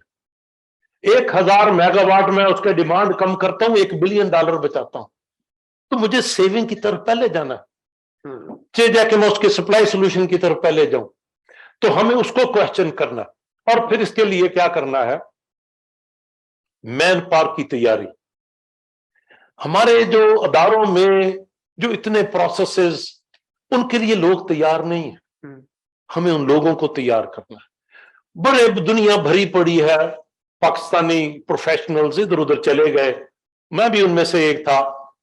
सो इफ वी कुड लेट मतलब आप कंपनियों को, तो क्या हम अपने पाकिस्तान को काम नहीं कर सकते? तो हमें आपस में मिलके अपनी सिनर्जी को बेहतर करना है। आप अपनी टामक टोइयां मारे जाओ, मैं अपनी टामक टोइयां मारे जाओ, बात बनेगी नहीं। तो उसको हमने इकट्ठा करना, अपनी कैपेसिटी बिल्डिंग करनी है, फिर जाके वो गवर्नमेंट और जो प्रोसेस है, अगर कहीं फ्लॉड है उस प्रोसेस को दुरुस्त करने में कंट्रीब्यूट करना है। ऐसे जाके ये बात बनेगी। तो तरतीब यही है। बहुत शुक्रिया डॉक्टर साहब, thank you so much for those points. Imtiaz साहब आपकी तरफ आता हूँ। मैं ख्याल है एक सेकेंड राउंड बस 2 मिनट्स ईच, क्योंकि again we are running over time. Imtiaz साहब, अगेन डॉक्टर साहब ने भी ये बात की कि जो हमारी प्रोक्योरमेंट है, ओके, प्रोक्योरमेंट है that is preceding the planning process, but कहीं पे हमने इसको एंड्स करना है। Again we can not, IGCEP जब आया था तब उम्मीद यही थी कि आज के बाद जितनी प्रोक्योरमेंट होगी वो आईजी सेप के थ्रू होगी। दैट्स द एंड पॉइंट कि यहाँ पे वी ऑल एग्री कि this is our Bible going forward for the energy sector, and it took us 20 years to reach that point. But आज भी 2 साल बाद हम पे वही बात कर रहे हैं कि न्यूक्लियर प्लांट आ गया जो आईजी सेप में नहीं था, हाइड्रो प्लांट आ गया जो आईजी सेप में नहीं था। Somebody has to assume that responsibility कि okay, I am the person जो कि इस डॉक्यूमेंट की सैंक्टिटी को रखेगा। I'll make sure कि whatever procurement happens, चाहे वो पॉलिसी मेकर्स कर रहे हो, चाहे वो some third party is doing, but I as the regulator will ensure कि जो भी होगी procurement इसके through होगी। तो is NEPRA willing to uphold that, या is there something जो कि आप as a regulator you're thinking on those lines? Is there something that we as a community need to do to empower you to do that? जी, इसमें कोई शक नहीं है कि जब तक आईजी सैप नहीं था चीजें बिल्कुल हौच पौच चल रही थी, लेकिन आईजी सैप के आने के बाद तो मेरे ख्याल में हमने कोई ऐसा प्रोजेक्ट ना किसी का टैरिफ दिया है और ना ही किसी का लाइसेंस दिया है, अनलेस के वो ऑप्टिमाइज नहीं हुआ। तो हम आईजी साहब को तो बड़ा वेटेज दे रहे हैं और बिल्कुल ट्रू सेंस में उसको फॉलो करने की कोशिश कर रहे हैं, अनलेस के किसी की कोई ऑब्जर्वेशन हो। लास्ट 2 ईयर्स में जो 2 वर्जन आए हैं आईजी साहब के, वो तो हमने बिल्कुल इन टोटलिटी फॉलो किए हैं। बल्कि एनटीडीसी को ये भी कहा है कि नेक्स्ट टाइम वो आईजी साहब के साथ साथ टी साहब भी लाए, ताकि हमें पता हो कि एक्चुअली लाइन भी बनेगी और वो लीस्ट कॉस्ट भी होगा। तो हम तो उसको बिल्कुल जो है रिलीजियसली फॉलो कर रहे हैं। अगर किसी का कोई ऑब्जर्वेशन है तो I can answer that. Do you want to comment? Yeah. Again, I think let's. I think. जी प्लीज। नहीं कोई अगर है तो ऑब्जर्वेशन तो बताएं, इसमें कोई ये डिस्कशन है। हमें भी करेक्शन की जरूरत है, हम कोई फरिश्ते तो नहीं है, लेकिन कोई अगर है हाईलाइट करें। जी जी। There is a question from the audience as well कि committed projects again उमर ने अपनी presentation में highlight ठीक है 70% 12 बिलियन का फिगर फ्लोट किया, तो उस पे ऊपर भी अगर few could comment।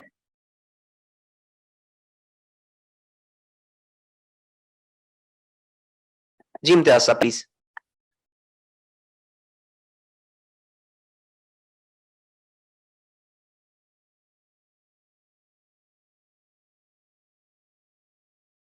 ऑडियंस का ख्याल है कि हमें नहीं करना चाहिए, या कमिटेड की बेसिस है क्या?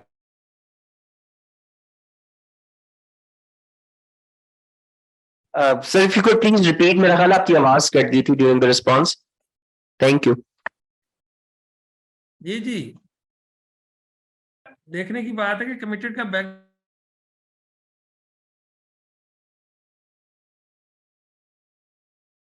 सॉरी इम्तियाज साहब, if you don't mind we can always circle back to you. मेरा ख्याल है कोई आवाज का इशू आ रहा है, आपकी आवाज कट रही है काफी। ओके ओके मैं एक्सप्लेन कर दूं। जी मैं एक्सप्लेन कर देता हूँ कि कमिटेड किस तरह आता है। अगर कोई आईजी साहब में प्रोजेक्ट ऑप्टिमाइज हो, यानी लीस्ट कॉस्ट बेसिस पे वो एक्सेप्ट हो जाए, तो वो जो एलओआई होल्डर है, स्पेसिफिकली हाइड्रो की मैं बात कर रहा हूँ, बिकॉज जो साइट स्पेसिफिक होते हैं, तो वो जाके पीपीआईबी से एलओएस ले सकता है। पहले उसने अपना तरतीब याद नहीं है, या तो पहले एलओएस लेके फिर टैरिफ लेता है, या पहले नेपरा से टैरिफ लेके फिर एलओएस लेता है। उसके लिए उसने अपनी फाइनेंसिंग दिखानी होती है कि जी मैं ये इस प्रोजेक्ट को फाइनेंस कर सकता हूँ। उस बेसिस पर उसको एलओएस मिल जाता है, और जब उसको एलओएस मिल जाता है, यहाँ से यानी कि उसको टैरिफ भी मिल गया, उसकी फाइनेंसिंग भी इन प्लेस है, and he is optimised in the IGCEP, उसको कमिटेड, अगले आईजी सेप को नहीं बिकम्स कमिटेड। आईजी सेप में एक और तरीका भी है, इसको बैकडोर कह लें, साइड डोर कह लें, जैसा भी कह लें। हुकूमत अगर चाहे कि कोई प्रोजेक्ट स्ट्रेटेजिक इंटरेस्ट का हो, या अगर G2G एग्रीमेंट में अगेन स्ट्रेटेजिक हो, चाहे उसको एनर्जी सिक्योरिटी कह लें या जैसा भी हो, तो उसको स्पॉन्सर कर सकती है या उसको प्रपोज कर सकती है। लेकिन इसका भी कैवियट है कि जो भी एजेंसी उसको स्पॉन्सर कर रहा है या सामने ला रहा है, प्रपोज कर रहा है, मसलन C5 atomic energy commission, Pakistan atomic energy commission अगर कहता है जी ये प्रोजेक्ट ऑप्टिमाइज नहीं है, पिछले आईजी साहब में ऑप्टिमाइज नहीं था, लेकिन ये हम स्ट्रेटेजिक बेसिस पे या एनर्जी सिक्योरिटी जो भी वजूहत हैं, और हुकूमत अगर एक्सेप्ट करती है, PAEC has to pick up that additional cost. जो डेल्टा है over and above the lease cost, वो PAEC ने उठाना है। अब मैं तो नहीं बता सकता उठाएगा नहीं उठाएगा, ये तो ऑब्वियसली माशरा ही बताएगा कि उठाएगा नहीं उठाएगा, या उठाना चाहिए या नहीं चाहिए। ये is this is the project becomes committed. तो एटलीस्ट आईजीसेप में दिया जा सकता है ना कि ये कमिटेड है और इसकी ये कास्ट है, लेकिन एक सिनेरियो तो फ्लेक्सॉस में इजीली। सर ऐसा ही होता है कि हम एक बेस केस ऑप्टिमाइज दिखाते हैं। इस बेस केस के अंदर हमने क्या जीडीपी इस्तेमाल किया, क्या डिमांड था, क्या फ्यूल प्राइसेस था, उनकी क्या इंडेक्सेशंस थी अगले 10 साल तक, प्लांट्स के क्या कॉस्ट है, अगर आप आईजीजेड खोलें आपको इंडेक्स B2 के सारे हाइड्रो प्लांट्स के किलोवाट कैपेक्स मिलेगा। इंडेक्स B5 खोलेंगे उसके हर हाइड्रो प्लांट का लेवलाइज cost of energy 2 cents, 3 cents, 4 cents, 8 cents, 12 cents, ये सारा डेटा आपको आईजीसेड में मिलेगा। It's 200+ pages base case. इसके अलावा हम 4 या 5 सेंसिटिविटी केसेस भी देते हैं। पिछले आईजीसेड के में C5 सेंसिटिविटी केस था, यानी अगर C5 को लिया जाए तो 40 बिलियन या 50 बिलियन, मुझे एग्जैक्ट याद नहीं, शायद 53 बिलियन का, उसका एडिशनल डेल्टा कितना आता है, सोशल वेलफेयर जिसको हम कहते हैं, consumer surplus plus producer surplus in economics terms, right, वो कितना है। सिमिलरली अगर हमने एक सिनेरियो दिया था विच वाज थर्कोल, कि अगर आप हर 5 साल या हर 4 साल बाद अगर थर्कोल का 1200 मेगावाट पे मजीद प्लांट अगर लगाएंगे, what is that data over and above the base case। फिर हमने एक हाई डिमांड और एक लो डिमांड का भी एक सेंसिटिविटी केस दिया। तो आईजीसेड के अंदर इस तरह के सेंसिटिविटी केसेस हैं, हर केस के अंदर आपको पता चलता है कि what is the generation that gets optimized and total increase incremental cost और जनरेशन कितनी है। Thank you Ali sir. I think questions को अगर हम एंड पे पार्क कर लें, क्योंकि अगेन दूसरे पैनल में few of the speakers have to leave as well. सो उमर साहब आपकी तरफ आते हैं। सीटीबीसीए में again very quickly how would, क्योंकि हमने काफी हद तक जनरेशन की बात की, on grid, off grid, distributed, how would that span out, और किस तरह again there is a lot of market value that could be generated through distributed generation, तो उसको किस तरह हम इंसेंटिवाइज करना चाह रहे हैं और किस तरह मेन स्ट्रीम करना चाह रहे हैं। I think that's very pertinent. ऐसा है कि अभी तो सीटीबीसी में talking about 1 megawatt of demand, और उस 1 मेगावाट को हमारा जो फर्म कैपेसिटी सर्टिफिकेट है it is about 100 kilowatt.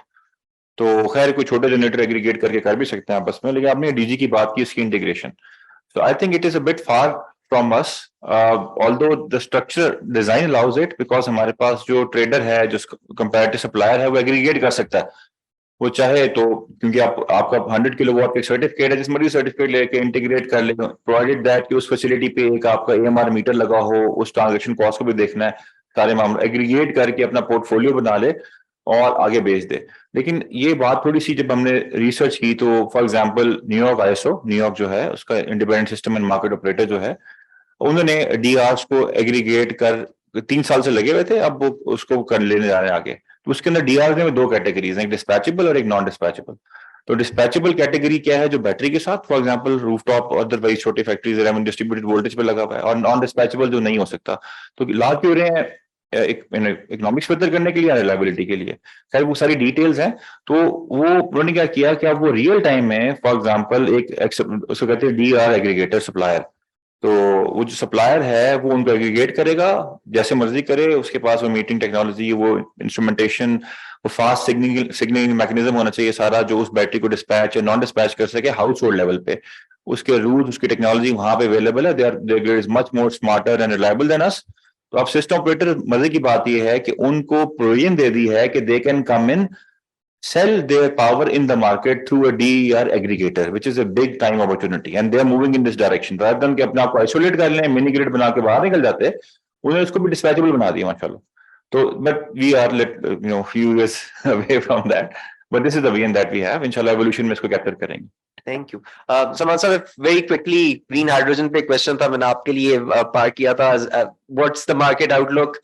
Again European जो है, इंडिया का अगेन एग्जांपल मेरा ख्याल इस तरह नहीं चलती, but they have very, okay this is probably the last one, sorry, but very quickly क्या आउटलुक है? मेरा ख्याल है green hydrogen is upcoming topic, और Europe is definitely working a lot on the green hydrogen, और मेरा ख्याल है it have a very strong and good prospects in Pakistan, specially in industrial area, but since the time is short, but definitely it will take time, and a lot of more efforts are required to mature hydrogen, but definitely it's a future. Thank you so much. Again, sorry for the abrupt ending, but I guess दूसरे panel में we are already running over time, and a few speakers have other commitments, but thank you so much, everyone. I think there's a lot that still needs to be unpacked. I am thinking एक suggestion थी before the event as well कि हम जिस तरह आज बैठे एक Chatham House rules के साथ एक candid discussion भी अगर if we can undertake in the एक request है अगर cooling थोड़ी सी कम कंट्रोल कराइएगा क्योंकि thank you so much जी बहुत शुक्रिया.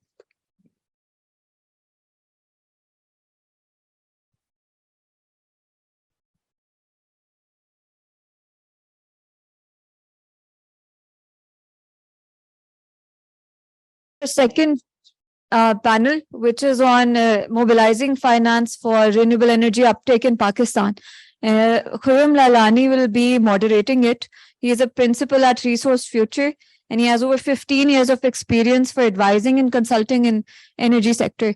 Khurram, could you please come?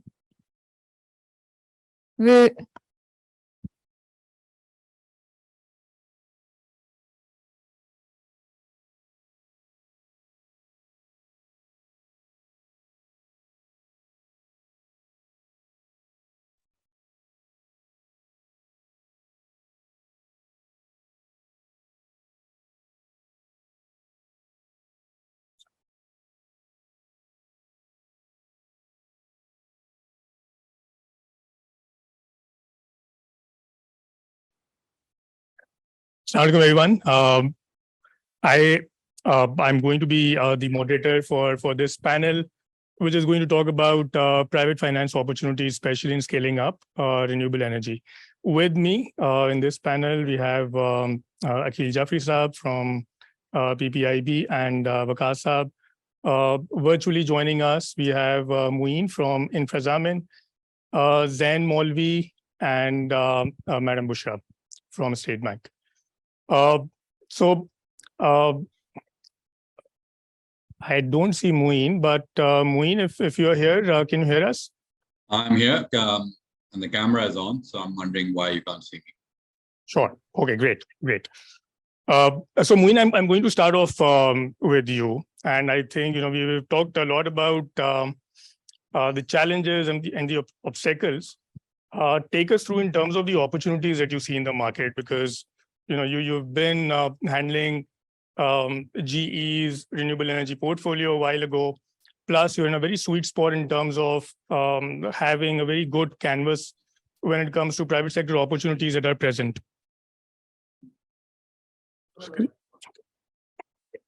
Right. Thank you, Khurram. As you rightly said, I've worn a few hats during my career. Spent some time with KE, then with GE, leading the renewables business for Middle East and Pakistan, and now I'm on the other side at the financier. So first of all, thank you to all the esteemed speakers and panelists for, I think, debating on the challenges. I think we're spot on in terms of the challenge that we're in right now. So Infrazamin as an entity is essentially a credit enhancement company. And I think one of the possible solutions is for the private sector to take on more of a role as part of the energy crisis that we're facing. The key, the opportunities that we see is, I think the IPP mode or the centralized generation mode is something that is going out globally and is possibly the stem of or the root of many of the problems that we're facing now, along with lack of integrated planning, which we see some benefit of now, lack of policy direction. All those are angles which I think we need to learn from and rely on the private sector to take on some onus. And from that perspective, microgrids, distributed generation, generation closer to the loads, as Zen mentioned, those are some of the areas that we need to look and support. And personally, and from the experience at Infrazamin, with the entire policy cycle taking the centralized generation out of the contention for the time being, I think good for Pakistan at this stage. I think we need to focus on the private sector. We need to focus on DG. We need to focus on microgrids. And frankly speaking, those are some of the opportunities that are coming up to Infrazamin for support. A lot because of the fact that our interest rates are at such levels. Our banking sector is primarily focused on not lending at this stage with these high interest rates for that matter. They have been accustomed to financing IPPs with sovereign guarantees. But I think there needs to be a change in how financiers look at the market right now. The biggest opportunity and benefit to the country would be if we look to support the microgrid segment, the distributed generation segment. It can not only support the country in and trying to address some of the challenges it's facing, but also support and enable all the other stakeholders in making sure that we are not further burdening the sector. Renewables is a key segment that we support. We're here to facilitate the private sector to get financing, and increasingly we're getting more and more traction from that segment because banks are extremely hesitant to take exposure. So I would urge all the financial community to support this segment. InfraZamin is playing its role and is very keen to support this area, which we feel once the interest rates rationalize, would be one of the biggest growth areas and to the benefit of the country. Thank you, Moin. So I think that's a good opportunity canvas that you've highlighted for us. I want to bring in the conversation Madam Bushra from State Bank. Madam, I think you handle the SME portfolio. There's a very persistent demand when it comes to renewable energy solutions for SMEs especially. More than 5.2 million SMEs in Pakistan, comprising 90% of the private sector activity. But when it comes to sort of, giving tariffs to SMEs, I think they're probably worst off. They're the ones who pay more than 50 rupees a unit. And again, as Moin highlighted, there's very little that banks are doing for them. So I just want to bring in the State Bank's perspective in terms of where you are coming from, and I think the kind of policy level decision making that you are at. Highlight us any opportunities or any policy making initiatives that you are working on, especially targeting towards renewable energy affordable solutions for SMEs. Thank you very much, Khurram. And thank you very much. First of all, I would like to thank STPI for inviting us to this very important event. And I believe this kind of events are very, very important for raising this awareness for a country like Pakistan, which is one of the most vulnerable to these climate risks. So because when we're talking about the renewables, so we're talking about the climate related risks drivers. Before I can talk about the SMEs, so let me give you a brief overview why the central bank should be focused or should be concerned about this issue. And the very simple reason is because of the core objective of the central bank, because our objective is for the price stability as well as for the financial sector stability. And for both objective of us, it is very important to ensure the stability of the financial sector as well as that the financial sector also incorporate that risk in its core lending decisions. But you need to understand it is that when we are saying the central bank, that the central bank will play its role in its limited domain, which is only on the financial sector. So when we're talking about the SME, so what we do is that we try to create a conducive environment which can encourage the financial sector to extend financing to particularly this sector. And we use so if you look at internationally, so you'll see the central bank has come up with different kind of regulations, different kind of incentivization as well. So with particular respect to incentivization, what we have done is that we have introduced a renewable energy scheme where the end user gets get financing at a very subsidized rate. At this point in time, 6%, which is quite low, significantly low. We introduced this scheme somewhere in 2016, but we believe in the consultation. So after the feedback from the stakeholders, we revised the scheme in 2019 along with its theory compliant version. So the major objective of the scheme was to promote the renewable energy sources and to meet the growing needs of the electricity, but through the promotion of these alternate energy sources. So under these schemes, we have 3 categories. And all these categories depend upon the size of the capacity of the production site, as well as the amount of financing vary. Of course, it varies from 400 million to up to 6 billion. So SMEs are eligible under all these 3 categories.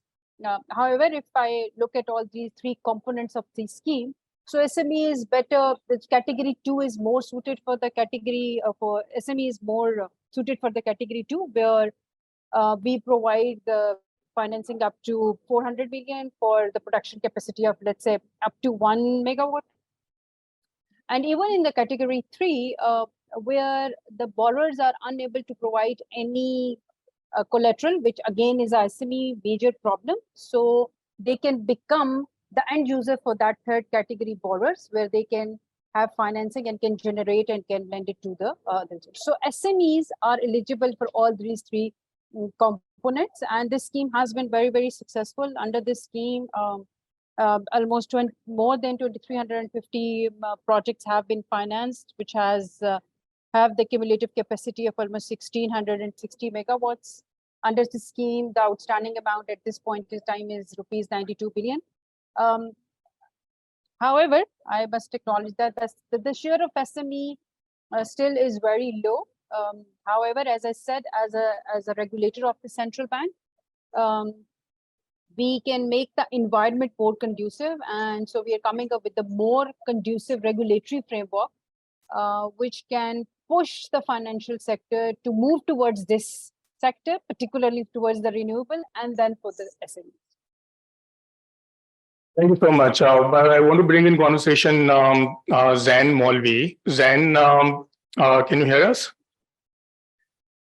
जी बिल्कुल, I can hear you. Can you hear me? Yeah, absolutely. So Zain, I think my question to you, after having spoken to Moin and Madam, I think now that we're talking about green finance, there's a very strong component when it comes to climate finance, and climate finance is a lot talked about concept. I just want to have your view when you're talking about climate finance. Is it only a new buzzword, or is it something which is very tangible, very concrete? That's something that Pakistan can really leverage upon. Yeah, देखिए, in one sense, it is, and I'd actually like to step back and give a more broader picture view as well. In one sense, the question of climate finance is what is defined in policy circles as a wicked problem, which basically means it's a problem where you don't have a definite solution. And the way you describe the problem is what will allow you to, hypothesize reasonable solutions. And the idea basically with the wicked problem is कि उसका आपको जिस तरह madam senator साहिबा ने फरमाया था ना कि हम solutions की तरफ जाना है. I think this is the kind of problem where you have to step back and say, no, hang on, we need to first define the problem better. And perhaps also not necessarily jump the gun on providing solutions either. We have to first analyze where we're coming from, right? So I'm going to step even one step further back and go to something that was raised earlier with Dr. Fiaz when he said that there's a need for integrated planning, right? So let me define a little bit about what the needs are in terms, just bare basic needs. Pakistan ke hawale se baat karta hu. Right now, if you just look at our mitigation needs, to speak of climate finance, mitigation and adaptation, it's up to 101 billion to 2030 and 150 billion to 1040. We're not even talking about L&D right now, which is loss and damage, right? So the sheer scale of the problem is completely out of proportion with any of the facets of the discussion you can touch on when it comes to private financing. It's not a drop in the ocean. It doesn't compare. To give you an even more, let's say, scaled in or zoomed in conception of where we really are, looking at where the rubber hits the road, which is to say how, earlier Amar Kasim said, and I think it was a really good point, he's like, you could save this amount of billions. But here's the problem. We already know this. The world over, people know that you're going to save billions if you go to renewables. It still doesn't happen. Private finance is not a problem in Pakistan alone. The figures on this are staggering. Private finance, when it comes to renewable, is typically less than 40% of what public finance has been.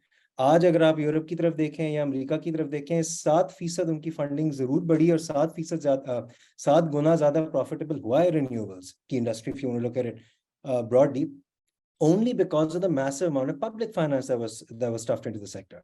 Pakistan doesn't have that kind of money. हमारी अगर हम एक मिसाल दें, अगर एक तशबीह उसको देनी है, तो वो कुछ इस तरह की है कि एक इलाके के गुंडे ने किसी अतार को हमें दवाई दी एक ऐसे मसले के लिए जो कि उसने किसी कंसल्टेंट को हायर करके हमें बताया कि तुम्हें ये मर्ज है. हमें पता है कि उसका मर्ज का एक सादा और सस्ता हल शहद है, लेकिन हम हजारों उस दवाई पे लगाएंगे क्योंकि साथ हमने उससे पैसे भी लिए हुए उस दवाई के और गिरवी अपना घर भी रखवाया हुआ है। तो पाकिस्तान का इस वक्त सिचुएशन ये है, that is the circumstances we are caught under. So when you ask the question about, climate finance or its scale, and please let me know if I'm running out of time because this is actually a gargantuan problem. So I do need to set it up a bit. And I'm going to come back to you, if you allow me to come back to you, but I want to bring into the conversation Vikas Saab. Vikas Saab, I think you come from a private sector background, and obviously I think Moin also spoke about the challenges. Banks are typically risk averse. The kind of interest rate environment that we live in, the forex, the hedging costs and everything. We know the kind of problems that are out there. But in terms of private sector, which tends to be more resilient, do you see that resilience in private sector at this point in time, or do you think that a lot more resilience could be added, through private finance instruments or through injecting more capital? Or through, just good policies? Thank you for the question. So I think there are a lot of new instruments that are being engaged all over the world, different when we talk about green climate finance and everything else. Now, the reason it is in a way buzzword because your instruments are similar, but you're just attaching them more towards reduction of CO2 all over the world, right? But when you look at Pakistan, हमारा issue ये नहीं है कि we don't have enough instruments. Our issue is different. Our issue is policy inconsistency, expectation in terms of financing inconsistency with whether we talk about government, NEPRA, because हम थोड़ा सा, I think we are not understanding the realities that are out there. When you look at global level, what sort of returns that investors are looking at in a place like Europe, place like Africa, place like Asia, and then Pakistan. I think हमारी अपनी कुछ assumptions जो हैं, they seems to be out of place. Then on top of that, the reason we can still stand on those assumptions is because we feel हमारी demand है ही नहीं तो हम supply क्यों दे? A very recent इसी का as an example, government went out, did a roadshow for 600 megawatt of solar projects all over the world. I think they were in London, maybe Dubai, everything. And there was no show, nobody even bidded for it. So, I mean, this shows the lack of understanding. There's a gap, not understanding hai, but there's a gap between what we think we are and what the world thinks where we are. And I think हमें उन चीजों को bridge करने की जरूरत है. Because today we may have a lot of supply because हमारी demand कम है, but it's a matter of time when suddenly you will go back and realize, oh shoot, we don't have enough supply, and then we will be going out and giving again a very expensive contracts just to buy that power. So instead of that, I think we need to look at a longer term vision. That vision should be set for 10 years, keeping the realities of the global world and ourselves. And then we should stick to that vision. We should not change that vision, because that will give you the consistency when you talk about private investors coming in, because the private investors will not, I mean, there was a time, I remember we were running our wind project back in 2016, 17 during the previous Nawaz government. And suddenly one fine morning, the government decided no more renewables. And for the next 2 years, there were no renewables. And we literally went back and forth with the government, just trying to get a policy opened up. So, so these things actually, when you look at the private sector, to be honest, the bucks, which although the whole, every other body blames the developer of the project, but what they don't realize is the poor developer is under so much pressure by all these different stakeholders, including his own banks, that he has no room to breathe. So, so these things, what happens with these situations is they add to the cost of the project eventually, because एक project जिसको आपने 2 साल में develop करना है, अब उसको आप 7 साल में develop करें, there's a cost to that. And when you go back to NEPRA, NEPRA doesn't look at that thing. They're like, oh, this is the cost that we're going to give you. But they don't look at the reality of the situation of the country. And the answer you get is take it or leave it, right? So and then I mean, give you a big example. This is the biggest irony that in the whole country of Pakistan, there's only one EPC contractor who in the wind sector, at least in the renewable that works, which is which one is that? No, not Chinese. Which is one Chinese EPC contractor that comes in bids in Pakistan. There's no other EPC contractor in Pakistan who wants to work here from any other country. Right? And in fact, in China, se bhi ek ya do aate hain. So if there's a one guy on one side who's going to do all the EPC contracting, how can you expect there's a healthy competition between the prices? And the reason that now when that doesn't happen, then where are you going to go? So you only have and the reason that doesn't happen is because hamari policies are such that no other contractors want to participate in, because they don't want to come in Pakistan, spend 5 years after one project and then they don't get anything and maybe the policy stops. So hum ek to khud hi apne competition ko khatam kar dete hain because of inconsistent policy. And then when we go out and give a tariff, we give a tariff thinking that we have some amazing gold mine here, which is not, because Europe, maybe you get 12-15% return nowadays on your assets nowadays. Pakistan needs to rethink about these things now. Right. Which brings me to Akil. Akil, you're going to be in a tough spot. Only public sector panelist. So again, I think the crux we're going to come down to discussing a lot of obstacles and challenges. It seems that the government has often been part of the problem more so than part of the solution. We've discussed integrated planning, but the basic question is America doesn't do integrated planning. A lot of states, a lot of countries don't do integrated planning. They just sort of let the market open up and decide on their own. Why in Pakistan typically we tend to hold up all the powers to the government, and why government has this sort of idea that they want to soak up the power and sort of keep the power to themselves and not really let the private sector market operate in the way that it should operate in, and don't really do anything very, very complex. So your thoughts on that? As some of the panelists in the preceding panel, they also put light on some of the aspects of some of the mistakes that we've been making when it comes to making the policy, and the ad hoc decisions we've taken just to add generation capacity as a single solution to our all problems. I think as Zain Saab also mentioned that, and one of the other panels mentioned, issue has been that we have been dominated by some concepts, some wish lists, which when the first renewable energy policy came back in 2006, there was a decade when we were dominated by the concept of firm capacity, and that predominantly was one of the main obstacles in the fast-track development and promotion of renewables. And subsequently, it has been the concept of least cost without going into the technical viability of what we want to do. And this is one of the reasons that we are in this situation. We want to get everything at the cheapest without taking into consideration the climatic conditions, global financing conditions, without taking into consideration what the technology is offering, what are the technological trends, the pricing of the products.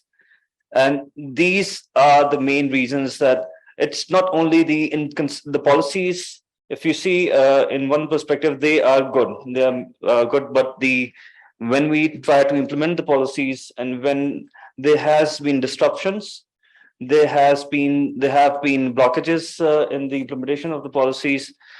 And as you rightly point out that we did not take maybe the private sector was not inclusively included in the policy making and the implementation of overall planning of the power sector the way they should have been. And probably going forward with the wholesale electricity market, but it is made operational, that might solve the problem when the private sector will have a more predominant or more significant role to play in the market and in the private sector, and DISCO and the public sector will be the last resort for supply of the electricity. I think my own personal point of view is that going forward, the private sector should be the ones taking the lead, because we should deregulate the private sector and the market as much as possible, because let them be innovative, let them come with their own solutions, let them come with their own financial solution, financial products, with the commercial banks, with international financing agencies.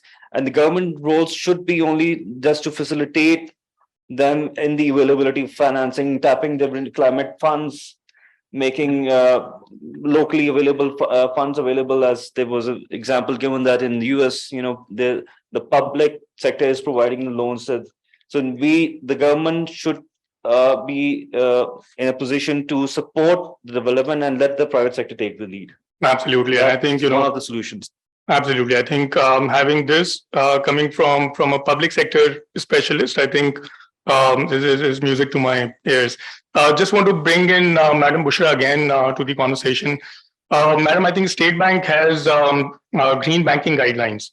And what we have seen is that those green banking guidelines came back in 2017. But I think still there's very limited progress when it comes to implementation of green banking guidelines. And I think those green banking guidelines sort of, every bank needs to have a green banking officer, something which is very administrative and at a level which is, not very philosophical. I just want to have State Bank's point of view when it comes to the kind of advances that are happening in other central banks.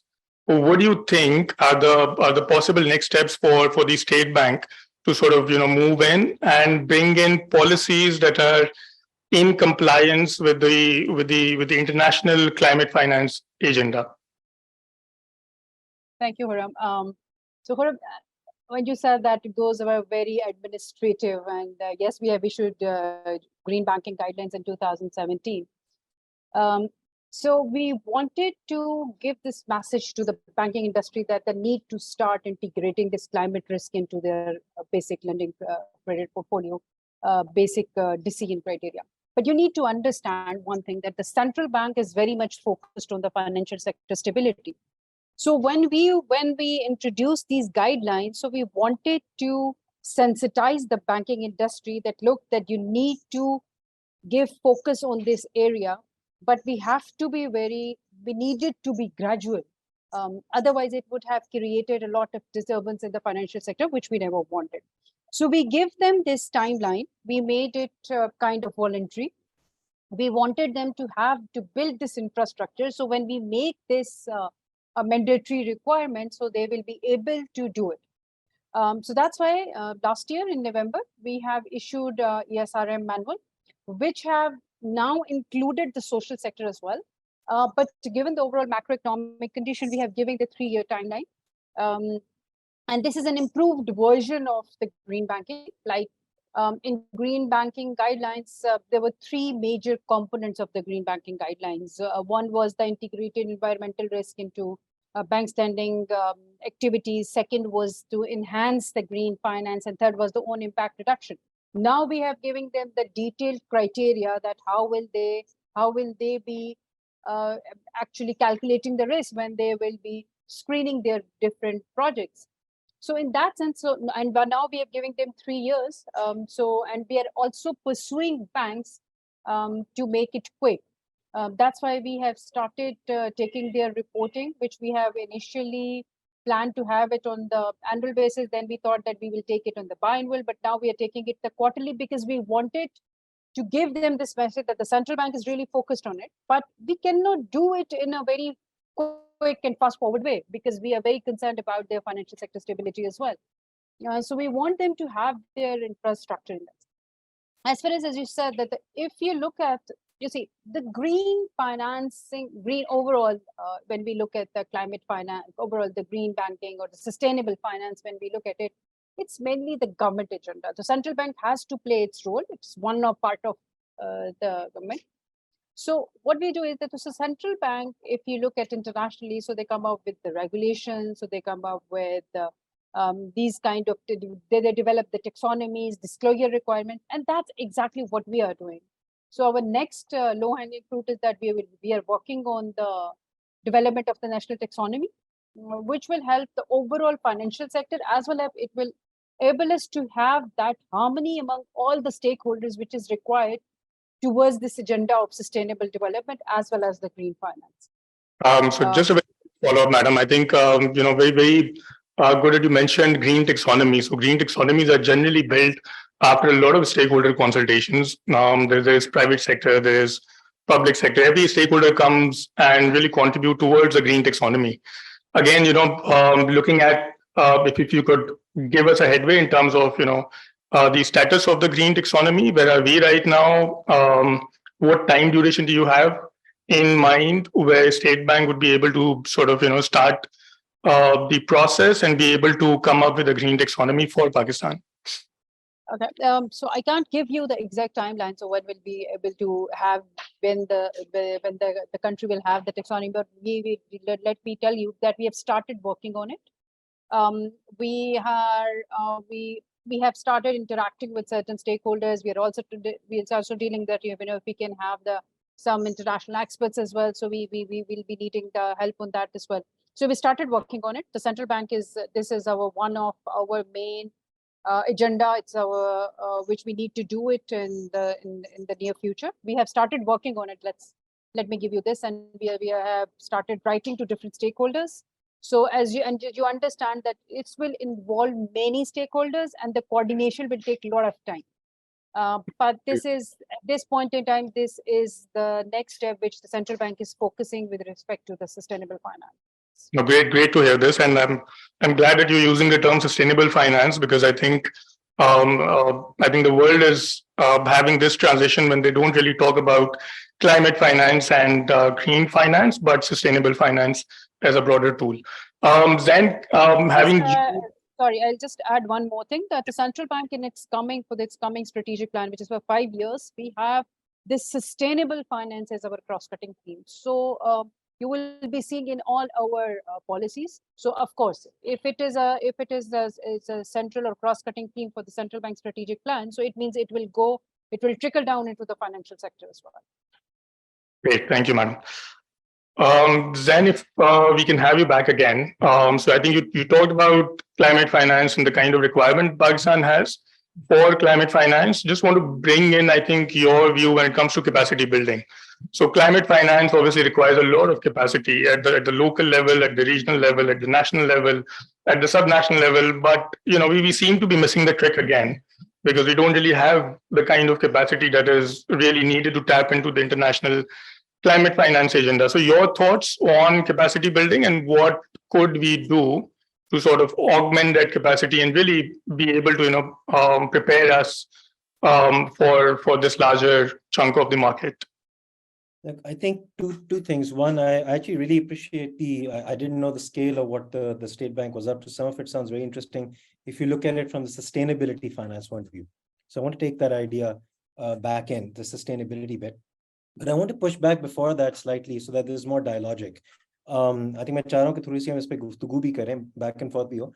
ये private markets पे जो focus है और ये जो perception है कि भाई पाकिस्तान में पॉलिसी जो है ना वो बड़ी बिखरी हुई होती है और कोऑर्डिनेटेड नहीं होती वगैरह, आज से 2.5 decade, just 2.5 decades back, America का सदर जो है वो पेरिस में बैठ के ये कह रहा था कि पाकिस्तान से बेहतर आपको कोई मुल्क ही नहीं मिलना इन्वेस्टर एनर्जी के पॉइंट ऑफ व्यू से इन्वेस्टर्स के लिए. And he was right. Pakistan is one of the biggest success stories when it comes to IPPs the world over. What we did in the 90s and how we turned things around. But look at where that got us. That's an important question you have to flag. Okay, do the paradigms on which you depend when you think in terms of these narrow specifics like private investors, how to bring them in, because it's a standard baat hai. Attract private investors, get concessional loans from your MDBs, put in blended finance models to put it all together, improve capacity, and work towards a improvement of local investments, right? That's a standard paradigm that you've been operating in for the past 30 years. Is that paradigm appropriate to climate? And that's, I think, the question, Khurram, which you're really trying to get at, which is the question of the global climate agenda. So I just want to read out one sentence from Mia Mottley's speech, if you'll permit me. This is the keynote address she gave at the Paris Summit. And she's saying, if you want to do this, which is achieve 1.5, you have to rethink the entire global financial architecture, and especially the challenges posed by debt, climate change, and poverty for developing and low-income countries. And this means transformation and not reform, to speak not only to the need for money, but transformation of governance, and to bring corporations and multilateral institutions on the table of accountability, whose balance sheets dwarf by 2/3 all of our climate obligations and our climate needs. So mera sawal ye, which I think I want to open it up for dialogue, is that before we even get to talk about capacity, why is the conversation not about climate justice finance from that angle? Why is the conversation not about about questioning whether private finance is the way to go about this at all? Why is the question, bear in mind right now that the IMF loan actually compels you to have precisely what you guys are talking about, cross-sectoral policies, a comprehensive roadmap for a climate investment plan. ये तो आपको पाबंद कर गया है IMF का loan, अगर आप ये तो करना ही पड़ेगा आपको, लेकिन सवाल ये कि क्या ये आपको वहां लेकर जाएगा जहां आप जाना चाहते हो? And I want to open that question up. So I want to hear for those who support this sort of more piecemeal approach, because I'm not sure if it's sufficient. No, absolutely. Thank you so much. So I think you quoted Mia Mottley. Mia Mottley is the Prime Minister of Barbados. One of my favorites when it comes to somebody who's talking about climate justice, especially for the broader SEDS region and as well as the least developed countries. Waqar Sahab, I think, coming back to you, we've got this landscape where we've got quite a lot of problem. I want to again have this question posed to you. Do you really feel that we should do integrated planning, or the government should be part of the planning process? You go to the States, you go to other developed countries, and they don't really have any leverage, any downfall that any private sector operator, project developer takes on the market. Your project fails, it is completely your call. You took the demand risk, you took the price risk, and you fail, you lose your money because you haven't really done your due diligence. It is our since we have this habit of keeping everything close to our chest.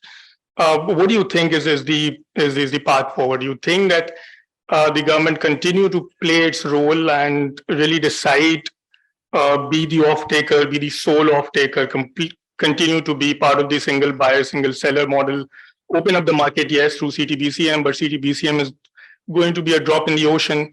What do you see the path forward? So I think the way the whole world is working right now, Europe, US, the markets are private markets. And we see all that the buyers and the sellers are all private sellers. The TSOs are independent companies, which they use as transmission line. They pay a fee on that. So that's the model that's being run all over the world. As I think Zen also said, that yes, we have one of the best. When you say structurally, we probably have had one of the best power sectors contractual structure in the whole Asia. A lot of Asian countries follow our structure as well. Up till now, that has been supporting the development of the IPP sector.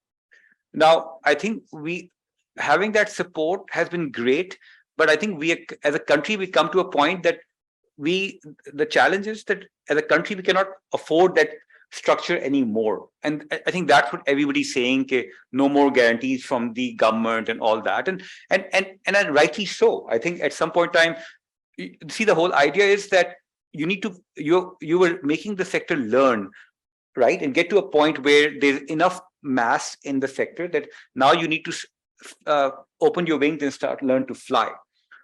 Now, I think with that happening, I think what now the government needs to give is a direction for the next 10 years, because you still see IGSAP planning the projects for the next 10 years. Government still want to do a lot of projects themselves in the next 10, 20 years, whatever. So I think the direction is not clear. because the government, on one side, the government should be just a policy maker. That this is what we want, this is how the sector should operate. These are the rules everybody should play with, and that's how it should be. So as a private developer, I would say the sector should be equal to everybody, right? And it should be open to everybody. I'm talking about private sector. Then the government interference should just be at the policy making sector. By remaining in it, the government itself is diluting the solution that they want to achieve. So they need to make a clear stance. Okay, we're going to be out. From here on, this is going to be all private investments. We will not give guarantees. We will improve our transmission line, because I think instead of generating, the transmission is our biggest problem right now. And transmission, because you have 30% leakages. I've been on a few years on HESCO's board, and I saw 30% in losses of transmission, theft, spillage, everything. So Hamara IP, we should actually now one of the biggest challenges I see is the transmission, where the government doesn't have money, but NTDC does not want to give up its transmission development rights. They're like, we still want to develop it ourselves. They should actually, and why? There must be many reasons for that. But actually, the transmission side should be outsourced to the private sector. That should be your next IPP model for the transmission. That's where you need investment. That's where government should pull in the investment. And generation should be put in the private sector altogether. Let there be private buyers and sellers. Right now, you have the cushion where you have oversupply. So it's a good time to start bringing in that kind of a menace in the room, right?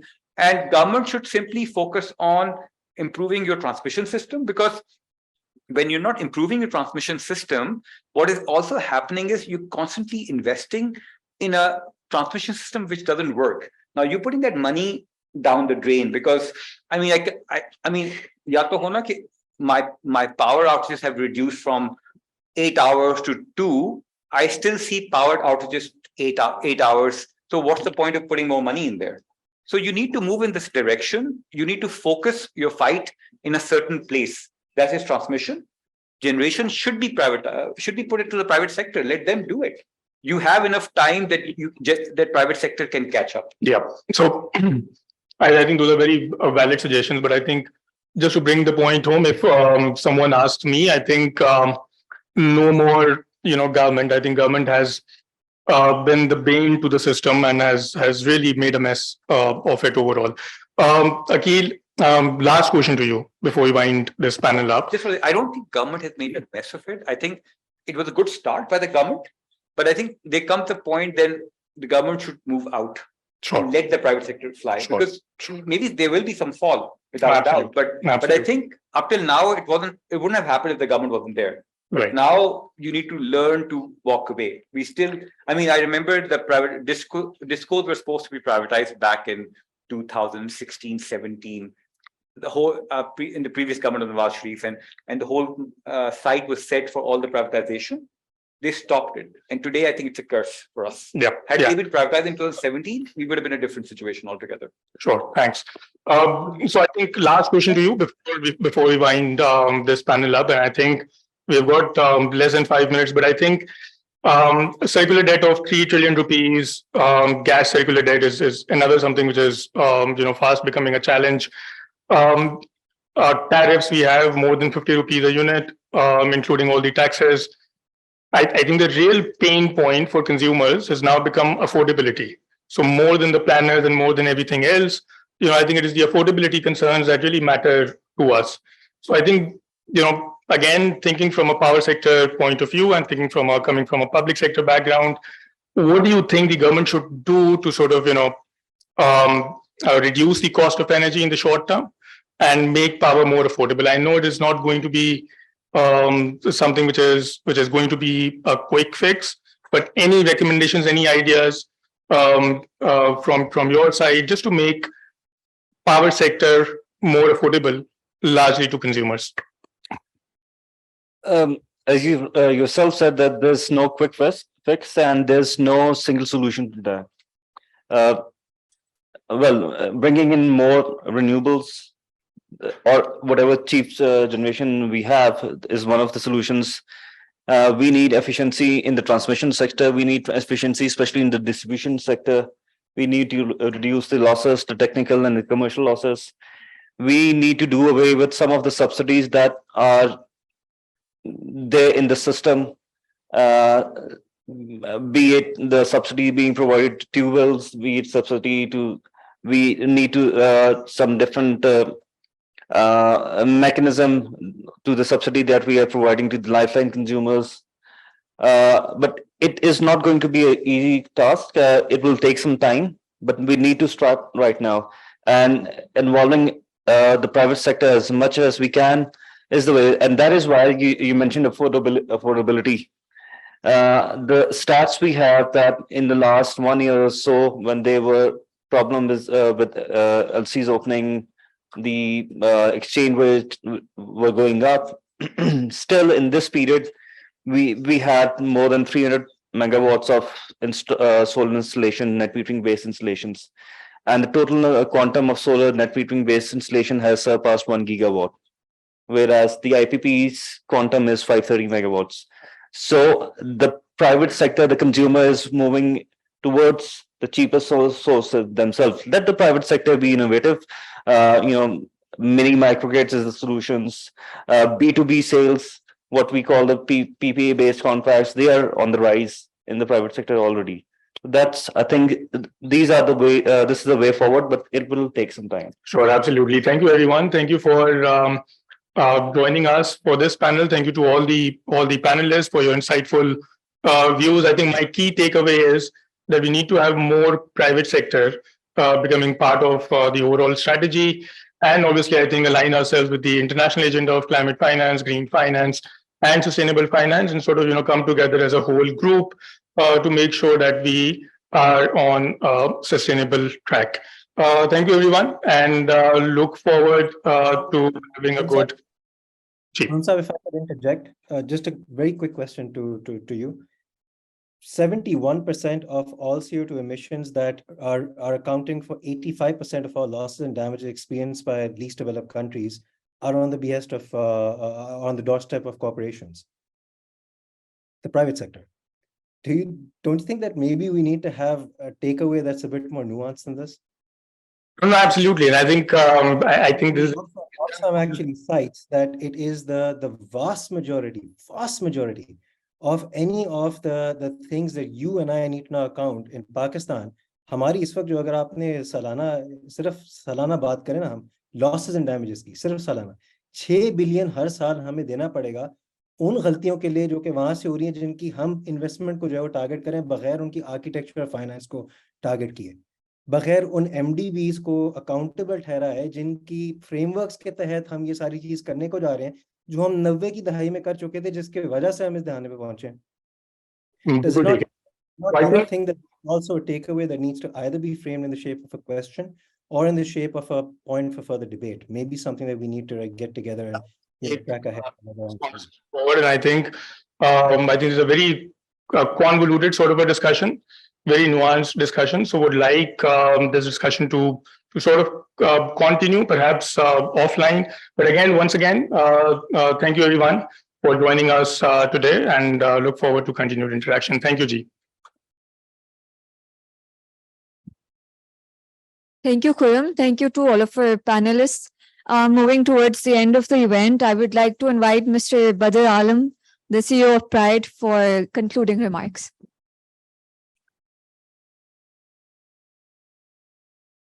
I'm sorry जी, मेरा ख्याल है बहुत आप लोगों ने attention और time already spend कर लिया है, तो बहुत ज़्यादा कैपेसिटी बिल्कुल आपकी नहीं होगी। आपने बहुत टेक्निकल बातें सुन ली हैं, मैंने भी बहुत सुनी है, मेरी तो आंखें धुंधला चुकी हैं तकरीबन, इतनी ज़्यादा टेक्निकल जारगन मैंने सुन लिया है।